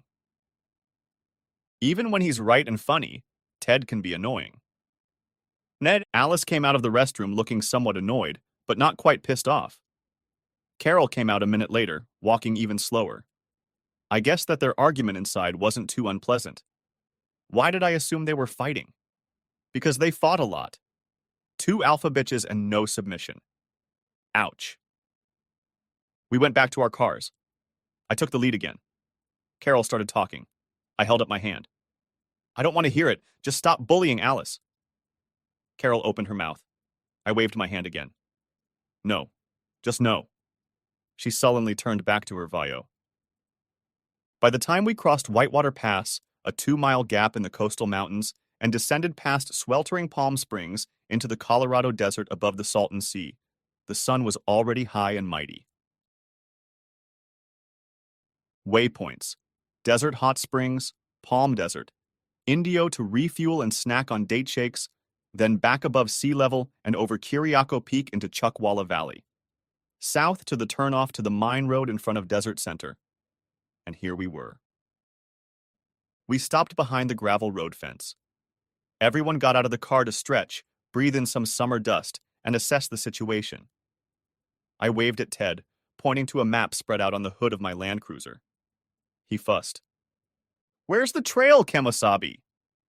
Ted covered his eyes theatrically and unnecessarily, looking around. The sun was already behind us. Over there, Tonto, I gestured to the southeast and smirked. Ted either didn't know or didn't care that Tonto was Spanish for idiot. I pointed to the map. We'll get off at the Red Cloud Mine trailhead and head for Chuckwalla's. The road past the mine is rough, but okay, and I know a good camping spot. Of course, we still have 3 or 4 hours of daylight left, but the sooner we get down today, the sooner we can start in the morning. Come on down. Matt! We got into our saddles and drove into the deserted mountains. I drove past spiny ocotillo thorns, prickly jumping and regal prickly cacti, sprawling green creosote bushes, and sword-shaped yuccas, climbing up a steep path through deep, narrow ravines to a wide, flat area where Carol and I were already camped. I parked in a familiar spot near the fire pit. Ted pulled in next. I'd chosen this place by the realtor's rule. Location, location, location. Open yet secluded. No one could sneak up on us. Yes, it made a difference in privacy. But most importantly, it was a direct line of sight to the cell tower at Siriaco Summit. We called home to let them know we got there okay. Everything is right, exclaimed Carol, jumping out of the Land Cruiser. We're back in nature, so let's all get out in nature. I need to feel the air. Damn, this is great. We set up our folding tents, laid out tables and chairs, and organized a minimal kitchen. Camp was set up. And Carol turned on some salsa music on her tape recorder and started dancing. I joined her. Ted placed an icebox under the table filled with chilled wine and beer. Alice handed out drinks to everyone and twirled in a dance around Ted, her long, straight hair flowing like cherry cider. The sun disappeared behind the high western mountains as we frolicked and howled. Ted and Alice cooked a hot supper, and Carol and I built a fire at Presto Log. No, we're not burning native vegetation. Dinner, wine, cleanup, jokes, and songs, gazing into the flames. It was a good night. Saturday. We all emerged from our tents in tracksuits and grim smiles. Alice fired up the Coleman propane stove to boil water for a Mexican mocha, instant coffee plus cocoa plus tequila. Ted made hearty burritos for us. Breakfast of champions. We warmed ourselves by the morning fire, and after Ted and Carol chatted a bit about business, began discussing the day ahead. There is virtually no cell service or GPS where we are headed. As soon as we leave camp, the phones will be dead. And any rock wall over 45 degrees high will block satellites and GPS. So let's keep our VHF radios on. Hints, barbs, and giggles sounded as we set up camp. Our gear was folded and repacked, strapped down tightly to survive the shaking. The trash was burned, the embers of the fire thoroughly doused. The only traces we left behind were cold ashes and disturbed dust. We are responsible campers. It was a fun day. We hiked down blistered dry scour holes and down uneven rocky trails to old mines and adits. We had to chain the four-wheel drive vehicles together to traverse some steep, muddy sections and eroded dips. We got dirty. When we set up at a remote campground in the evening, we were all sweaty, dirty, and exhausted. The showers we'd set up at the campground were as good as it gets, as was the sunrise tequila dessert. I'm getting ahead of myself. Our new camp was within line of sight, barely, of a cell phone tower. We called home to see how things were going. Carol's folks handled minor childhood crises with their usual aplomb. No one missed us much. Carol and Ted plugged their mini laptops into cell USB adapters and called the office servers to transfer emails and notes. Everything was fine. Well, everything was fine except the weather forecast. We got a warning of a storm coming in from the southeast. The monsoon came a month early. Usually wet weather comes from the Gulf of Mexico in early July. Tucson's tradition is dry on the 4th, wet on the 5th. But not this year. Looks like those climate change guys were right after all. The rain isn't forecast to reach us until after Memorial Day, Monday, when we make the return trip. So no problems, right? Problems can wait until tomorrow. Oh dear. Coyotes howled in the distance. Strange lights flashed overhead, and there were roars and rumbles in the distance. It wasn't surprising. We were camped just north of the Chocolate Mountain Proving Grounds, where the military practiced bombing and strafing anything. The strobe lights flashed. Coyotes sang again. Summer bugs flew and crawled. Navy and Marine Corps aviators whizzed by. I don't know about you, but these flashes get me excited. Carol, too. Again, the flashes and roar overhead, the howling and rumbling in the distance, transitioning into more rumbling and howling on the ground. Sunday morning.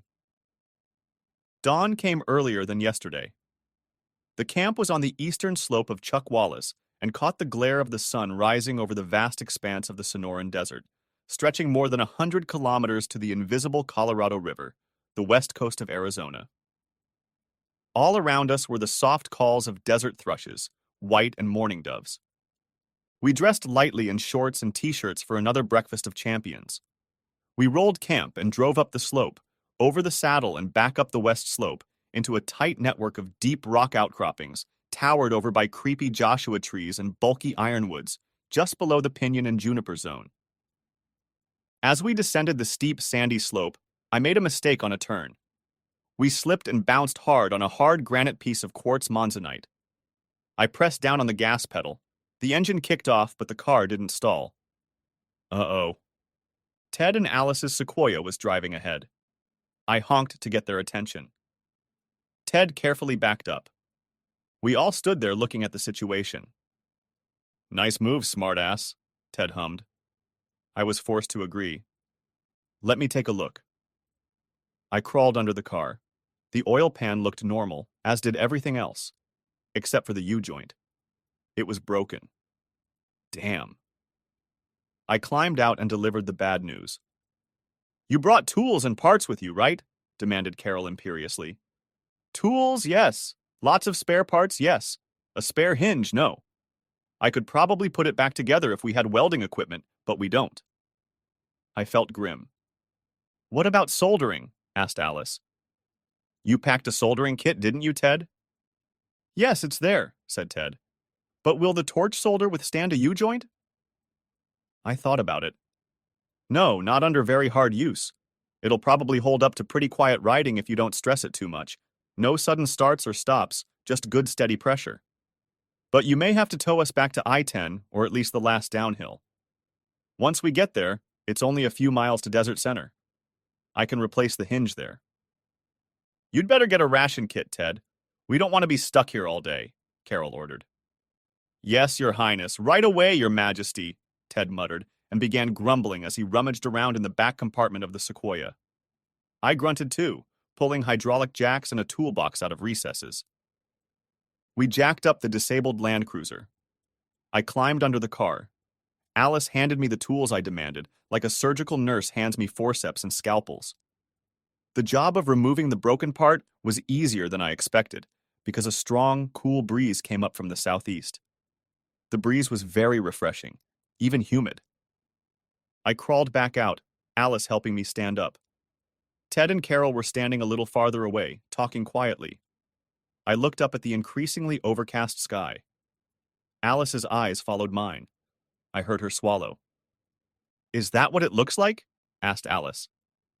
Yes, she had come to the same realization I had. The monsoon came very early, didn't it? A raindrop fell on my forehead. Another hit her glasses. I guess I'd better get to work. It didn't take long to clean and solder the parts. The joint part sizzled as it cooled among the scattered raindrops. I covered the hot part with a scrap of cactus to shelter it from the intensifying rain. Guys, I turned to Ted and Carol. Conference time is up.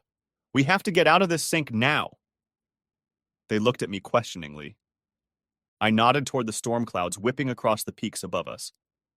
This is the time and place for flash floods. Ted, grab the chains. Let's see, I said, looking around, then pointed to a hilly upland 100 yards away. We'll be safe there, but we must move. This was not easy. We chained the cars together and secured the cable from the Sequoia's front winch to a thick old tree halfway up the slope. Four-wheel drive and the winch were enough to pull the Land Cruiser out of the scour hole and almost to the anchor tree. And just in time. We heard a roar, almost the same as the airplanes that had flown over last night, but much closer and louder. The ground shook. The rocks rumbled. And then all hell broke loose beneath us, a frothy, furious downpour. Waves of muddy water carried boulders, uprooted brush, stumps, and cactus corpses, even an antelope. Another 90 seconds and we, too, would have been lost in the maelstrom. I looked at Carol sitting in the passenger seat. Her natural tan had discolored to an almost albino pink pallor. Oh, shit, she whispered. That was damn close, wasn't it? She trembled. I reached for her. It was too close. But we're safe now. From the flood anyway. We'll get out of this, don't worry. I stroked her bare thigh encouragingly. I wasn't really worried myself. The VHF radio crackled. I pressed the button. What's up, buddy? Ted's cheerful voice sounded a little strained. We're fine now, and thanks for your help. But we'd better get up on that level ground so I can go back underground and collect that sucker.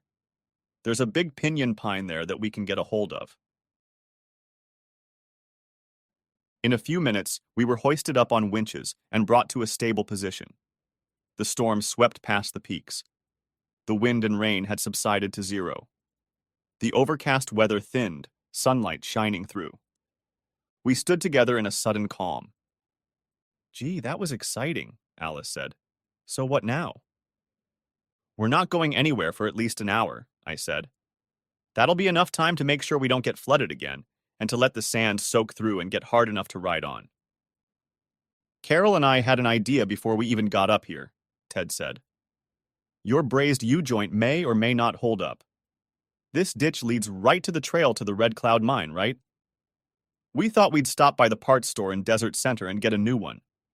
They only cost a few bucks, right? And if we're going to do that, we better do it today. Tomorrow's a holiday and most of the stores will be closed. I hesitated. Yeah, that sounds reasonable. But maybe you should take Alice? Why does Carol have to go with you? Because it was my idea. And anyway, I haven't ridden in Sequoia yet. There was determination in my wife's voice. Alice looked at Carol, then at me. Oh, let them ride. I thought perhaps she was annoyed at having to listen to their banal business chatter and entertainment. I hesitated, but seemed to be outweighed. Okay, let me find the part number. Get a factory part, not one made in China, and keep the VHF just in case. We secured a tarp shelter on the trunk of the Land Cruiser and laid out a table and chairs. We would be comfortable waiting. I walked down to the scour and stood on the packed sand, testing it out. It seemed solid enough. The water had stopped flowing an hour ago. I climbed back up. Alice and I hugged and kissed our friends before they left. You know what it's really like, don't you?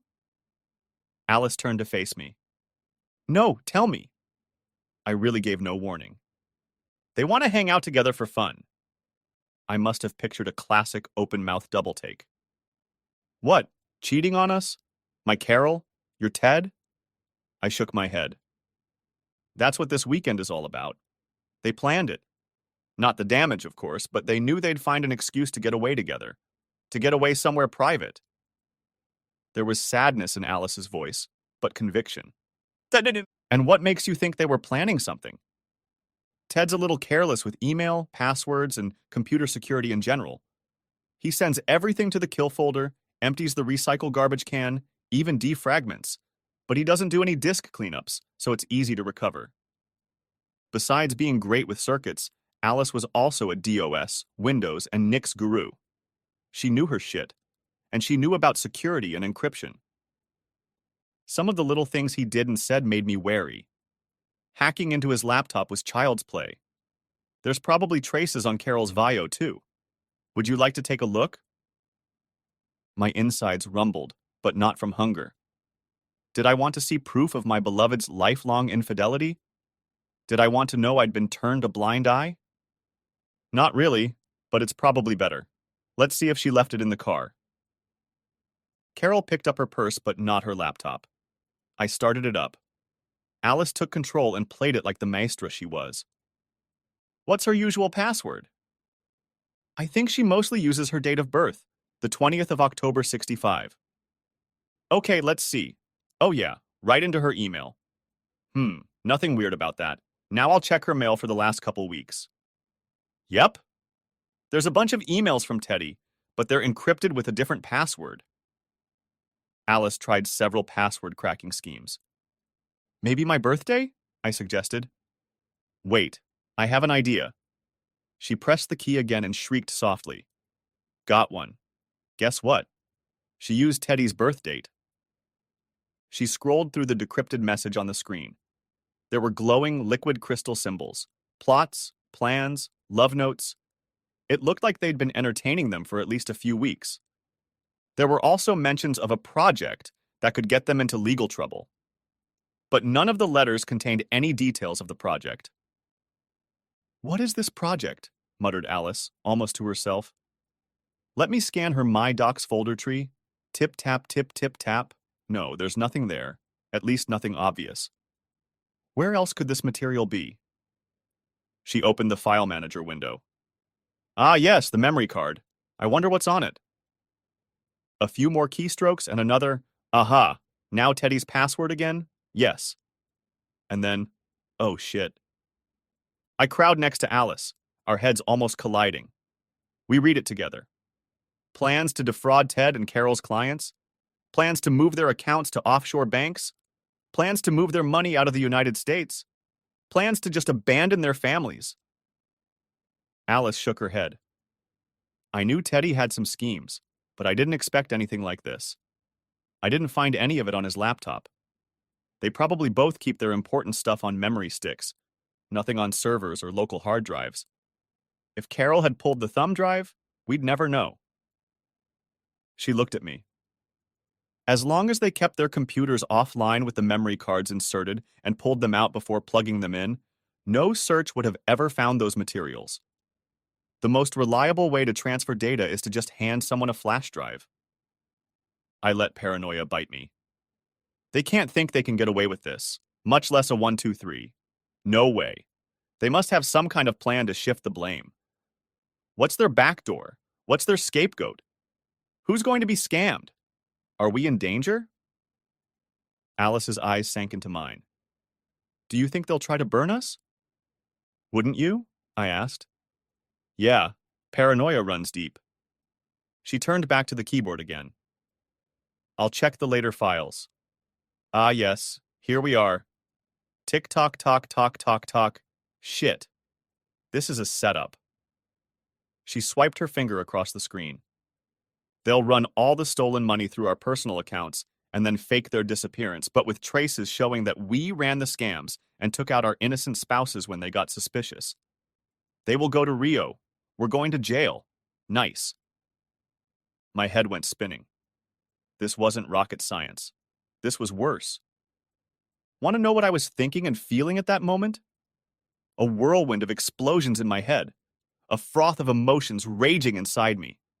A loud, "this can't be," echoing in the empty corridors of my hopes. Gut churning, almost to the point of nausea. Confusion.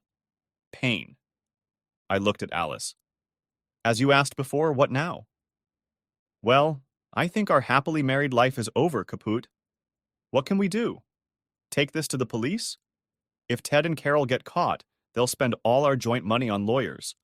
We'll be broke, and our kids will. Hell, I don't know what. I don't have a family here like you guys do. No support system. She looked the saddest I'd ever seen her. I touched her chin. We're engineers. Let's structure the problem and the possibilities, right? She nodded. I continued. So our comrades are lost to us. They plan to screw us. No matter what we do, we're getting a divorce. What else is there to do? We could turn them in, and like you said, they'll break us. We could tell them we know their plans and just kick them out. And then they could fight for child custody, property division, all kinds of shit, and still break us. Could we shut down their business and break them ourselves? Could we? I left the thought unspoken, but Alice read my face. No, no physical attacks. That's not even a last resort. I sighed. I could never physically hurt Carol, no matter what she planned or did. I loved her too much. I saw similar feelings flash across Alice's lips, cheeks, and eyes. I sighed again. But the image stayed in my brain like a still from a death movie. Alice and I waiting on the slope. Sequoia is climbing back up the slope. We push a block of rock. It collapses, crushing the car and our comrades in treason. Such a tragedy. But no, we can't do that. I tried to reason logically again. Okay, what are our options? Do we snitch on them now or wait until we get home? Do we try to send a message, maybe to Lunadane, something to back us up to show we know what's going on? I felt like I was grasping at straws. Alice brightened. That's a start. Can we see the cell tower? We can call the office phones. It's a holiday weekend, so it'll go straight to voicemail. We can tell them what we've learned. Then if anything happens to us, we'll have a trail to follow. And if there are arrests, we'll have documentation. And I have spare memory cards. I'll copy everything, and we'll have even more evidence. Good ideas, I said. But we still need to get out of here in one piece, so we should play dumb when they come back. For now, it's fine. We'll act like normal. But yes, we should make preemptive calls. Start copying all the emails and notes. I'll try to find a good way to signal. I checked the topographical map. I had a good idea of our location, and the map showed a straight line to the cell tower from a nearby notch just a couple 100 feet above us. I see a good perspective.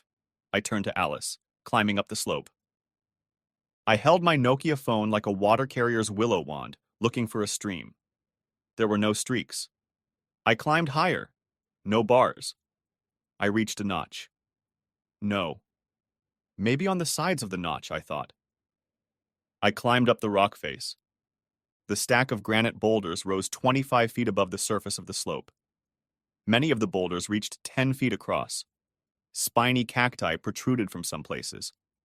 I carefully climbed to the top and pulled my cell phone out of my pocket. 1 bar. "I've got a signal," I shouted. Then I shouted something without words. When I turned around, the rock shifted. It shifted. That is, the big goddamn pile of big goddamn rocks I had climbed on decided to go in a different direction.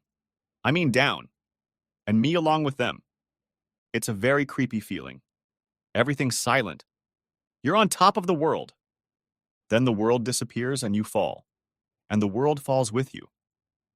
Not little grains of the world, huge chunks of the world, most of which are much bigger than you, and all of which are ready, willing, and able to thoroughly pound you into a strawberry mass. I used to dance on this rock mound with boulders as dance partners. Uh-oh. I was expecting to hear, nothing but oblivion. But that didn't happen. When the sound resumed, I heard rumbling all around me. I didn't hear my ankle crunch. I did, however, hear myself mutter, "Oh, shit." Do you believe in miracles? Up to this point, no, not really. But after that moment, I was alive and awake and bruise-free, lying on an uneven sandhill and completely unharmed except for a numb, broken ankle. A miracle. Alice ran up the slope to where I lay. "Bobby, oh Bobby," she sobbed. She threw herself down beside me. "Bobby, please be alive. Please don't die. Oh, Bobby, Bobby." I shifted my gaze from the nearest peak to her tear-drenched face. "I'm not dead, Alice. I'm not even badly hurt. But my ankle is broken. That's all, I guess. Calm down, Alice." Alice pressed herself against me, lying on the damp sand, clinging to me, kissing my face and sobbing. "Oh, shit, Bobby. I heard that rumble, and I looked up, and you were falling along with the huge rocks. I thought for sure you were dead. You're my best friend, Bobby. I can't lose you. Oh, shit, Bobby." Alice pulled herself together and sat up. She stood and wiped the sand off her jean shorts. "You can't stay here. I'll take you to the Land Cruiser. Maybe, yeah, if you can stand on one leg, I'll support you." We slowly made our way down the slope to the car, me bouncing on my good leg with my arm around Alice's shoulders, step by step, stumbling. A couple times I almost fell into a thicket of prickly cacti.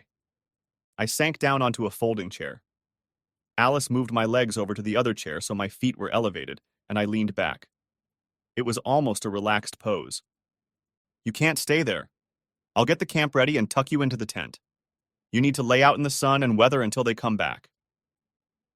Alice fussed with the gear, and soon I was lying inside, snuggled in, putting my feet up on the air cushions. My head was resting against the tent door. She sat down on the ground next to me. "You're a lucky man. Except you didn't get smashed to pieces, I mean. But I remember enough first aid rules from my scouting career. Your legs are up, you're not in shock, your skin isn't clammy, your pupils aren't constricted, just pain." She looked into the medical bag. "Okay, here are the painkillers. Better not wash them down with tequila." I swallowed the pills, washing them down with Gatorade. But now all we can do is wait. Teddy was a medic in the army. He'll know what to do with you. Remember, we're playing dumb. Don't let them get suspicious. We waited and chatted and made plans and waited. Sunday afternoon. The sun had passed the zenith. It felt like summer had arrived. Ted and Carol had been gone for 5 hours. Okay, I can understand it took them an hour each to drive to and from the desert center. But an extra 3 hours? I wonder what excuses they'll come up with. There was an occasional crackle on the VHF, but no clear signal. Alice tried several channels, but there was no answer. The rocky canyons blocked the radio waves too well.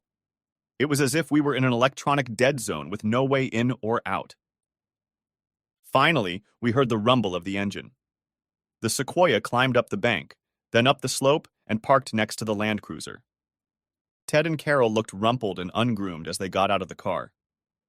Hey guys, sorry it took so long. We had to pull tree trunks and debris out of the trails. The winch can only do so much. We had to put a lot of effort into it, Ted explained. Ah, so that was the excuse. Hey Bobby, my favorite wife asked. Why are you in the tent? Are you okay? I had a little accident, I said. Fell off a block of rock. I'm just clumsy as hell. I know my ankle is broken. I think that's it. Carol looked shocked. She ran over to the tent and knelt down beside me. Oh my God, Bobby, are you okay? She held my head, asking the stupid question. If I was okay, I wouldn't be lying here, I thought quietly. I've had better days, but I think I'm still okay. I smiled weakly. Ted switched into war medic mode and knelt down next to me. Broke, huh? Let me check you out. Alice, could you get my first aid kit from the trunk? Yeah, right. Carol, you're going to have to let go of his head. He looked at my pupils, felt my skin, skull, and neck, measured my pulse and blood pressure. Your vitals are normal. He reached into my tent and gently felt my leg. Does it hurt? Does it hurt? Ouch! Okay, it does hurt. Yeah, it's broken, it's fine. I can set it right real quick. He pulled out an inflatable splint from his kit, wrapped it around my swollen ankle, and inflated it. Are you on pain medication? I grunted a yes. That's about all I can do right now. I can inject you with a dose of Demerol if it really hurts. Nothing life-threatening, but you'll need to have an x-ray. And I want to make sure you don't go into shock. The question is, Carol turned to Ted, what do we do next? Do you try to tow us out of here? Or just take Bob to the doctor, or what? I intervened. Look, I can't walk, but I can crawl, and the other parts of me still work. You can stick me under the Land Cruiser and I can bolt on a new joint. And then, I don't know. I guess I'll put stuff in the back so I can lie down with my leg up and brace it. Alice, you're a good driver. Better than Carol in the countryside, right? Carol nodded. I confess I'm not good at driving on rough roads. All right then, Ted said. Alice and I will drive. Now get the Land Cruiser fixed and ready. The sooner we get you out of here, the better. Raindrops were falling all around us. Yeah, sooner is definitely better than later. All three of us helped me get under the landing gear. I quickly replaced the hinge.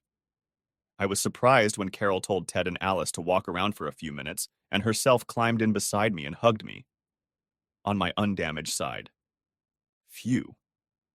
Oh, Bobby, are you okay? Really? No nonsense? She looked and sounded upset.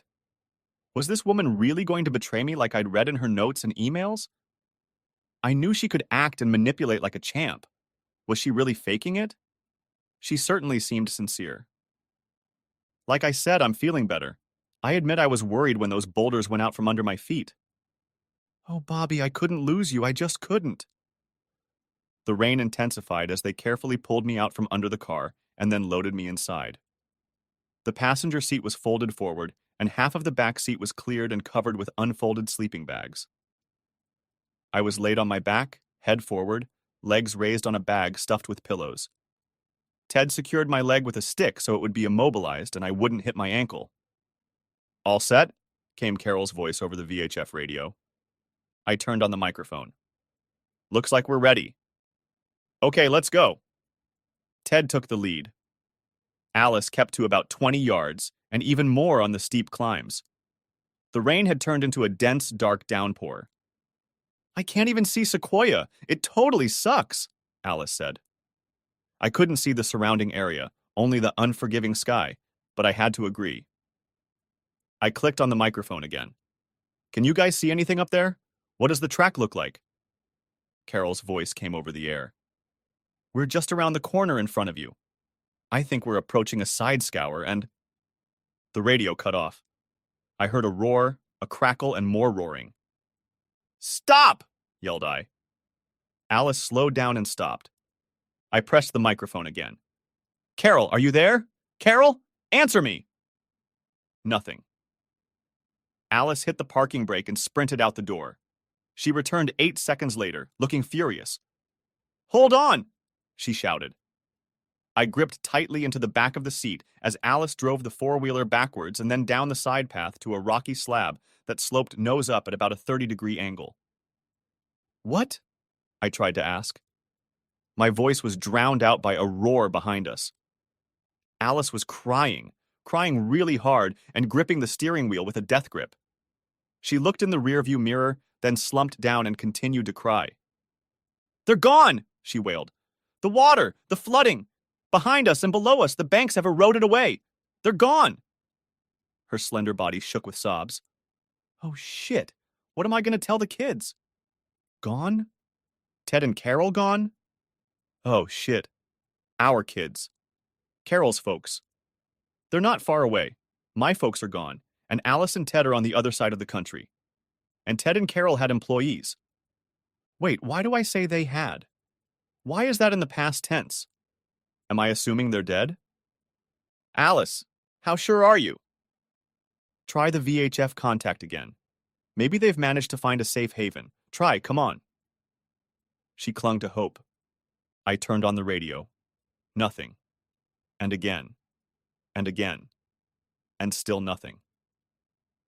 The storm cell passed by, the rain stopped, and the sky cleared. It was all I could see from my lying position. Wait here, don't go anywhere, Alice ordered me blandly. She locked the parking brake and hopped outside into the cool air, leaving her door open. The key in the ignition beeped continuously for the few minutes she was gone. The road below looks clear, she told me when she returned. I'm going to try to get us down. I'll stop wherever it's safe and look for the sequoia again. And you can keep using the radio. So you didn't see any tracks? I asked. She shook her head sullenly. Alice slowly walked us down the mountain. We saw and heard nothing of our companions. She dragged us to a campsite where there was a cell phone tower. Alice pulled out her Nokia and called 911. When the cops get here, we won't say anything about what Ted and Carol were doing, right? Alice got worried. Right. Maybe you should wipe down Carol's Vio card if you have time and hide the memory cards. We don't need all of us under investigation for the next year or 3. That's exactly what I was thinking. The fraud and thefts were planned but haven't happened yet. The sun was already about an hour above the western horizon when the first helicopter arrived with rangers from Joshua Tree National Park, just north of us. A few minutes later, a U.S. Navy air ambulance helicopter from the Salton Sea Base just south of us landed. The paramedics thoroughly examined me and pronounced me alive, slightly shocked and hypothermic, with atrial fibrillation, meaning my heart was not working properly. I was quickly packed up and taken to Eisenhower Medical Center in Palm Springs. Alice, despite her objections, had to stay behind to deal with the Rangers and the sheriff's and highway patrol helicopters that arrived shortly thereafter. By then, I didn't know who was worse off, her or me. It was the worst Sunday in my memory. Sunday evening. I watched dusk thicken outside my room window. I was in good condition. Night observation, they said. They weren't really concerned about my reaction to the fracture. They were worried about my exposure to the outdoors, hypothermia, and my heart. My mom had atrial fibrillation, so I guess it's genetic. Cell phones were forbidden in the hospital. I sweated and waited for any word from Alice. The outside world darkened along with my mood. Thoughts of guilt crept into my head. I'd envisioned their deaths, imagined them being crushed by the cave-in. But what actually happened was far worse. And even though it wasn't my fault, and I had nothing to do with it, I still felt guilt mixed with pain, loss, loneliness, emptiness. The world I knew was over, sayonara. What would I do and experience if it didn't end this way? And Alice. Divorce. Defense. Depression. If only. If only. If Carol hadn't cheated on Ted. If they hadn't colluded. If Alice hadn't discovered their infidelity and we hadn't uncovered their criminal plans. If I hadn't fallen on a rock so we wouldn't have tried to escape in the storm. If we had escaped unharmed, but their plot was still wavering in the wind. If they had been caught, with or without our help. If they still lived. If only. If only. Around 10 o'clock, an argument was heard in the hospital corridor. The ward door swung open with a jolt, and Alice squeezed past two small Filipino nurses. Call goddamn security if you want, but you better get a couple of tough guys to drag me away, because that's what it takes. She saw me and ran up. Oh, damn, Bobby. Oh, damn. She wrapped her dirty arms around me and pressed her sweaty face against mine. Oh, Bobby. Finally, she let go of me and stood up. Our fingers interlocked. Any signs? I asked. She nodded meekly. They didn't need to mount a big search. A CHOP helicopter spotted them on the way here. They found what was left of the Sequoia about 1.5 miles from where we were, in a side ditch. The car had been torn apart. So were Ted and Carol's bodies. She squeezed my hand painfully. They're really gone, Bobby. She cried and pressed herself against me. I put my arm around her shoulders. We hugged each other and shook in silence. An authoritative nurse, probably the head of the ward, and 2 security guards came through the door, confronting Alice. Look, we're not very strict about visiting hours in situations like this, but you shouldn't treat my nurses like this. Miss Olson, you have 5 more minutes, and then my guys will escort you out. Don't waste your time. The nurse left. The thugs stayed behind. I've called everyone, Alice said. Carol's folks are bringing all the kids here tomorrow. They wanted to charter a plane and leave tonight, but I said no. My dad, Ted's mom, and your sister will meet us late tomorrow night at home. What are you doing tonight? I hope you're not going to sit through a vigil? Ha! You're not sick enough for that. No, I got a motel room on the next street over. I need to get some sleep. But I'll be here first thing in the morning and we'll figure out what's what. She leaned over and kissed me gently, just a faint movement of her lips. I'm already thinking about the future, I said, squeezing her hand. We're great friends, Alice. We're not soulmates. We're not a romantic couple. She nodded and squeezed my hand in return. And I really want us to stay friends, whatever it takes. She nodded again. Yeah, I'd like to stay friends too, but maybe with benefits? Her half-smile was unsure. It was my turn to nod and smile. We could make it work. Epilogue. You know the story doesn't end here. We had long, tear-filled conversations with our families. Our children recovered faster than our older relatives. Life went on. The Riverside County Medical Examiner rightly ruled the deaths of Theodore Olson and Carolina Ortega accidental. No one but Alice and I knew of their betrayal and conspiracy. We buried them on Forest Lawn and hid the memory cards. Just in case. Ted and Carol were largely insured. The payments paid off our mortgages and left large college funds for our 4 daughters. Alice and I are still working, but we are not discouraged. Some of our work has landed on Mars. Some are headed to the outer solar system. We were and are proud of our accomplishments. Ted and Carol's companies have been taken over by their second persons and are doing quite well without their titled heads. Alice and I are half owners. The income is quite comfortable. We have decided that we are really friends with benefits and more. The Ortegas moved next door to the Olson house, with the pool, and I moved into Alice's bedroom. All we had to do was rearrange the furniture.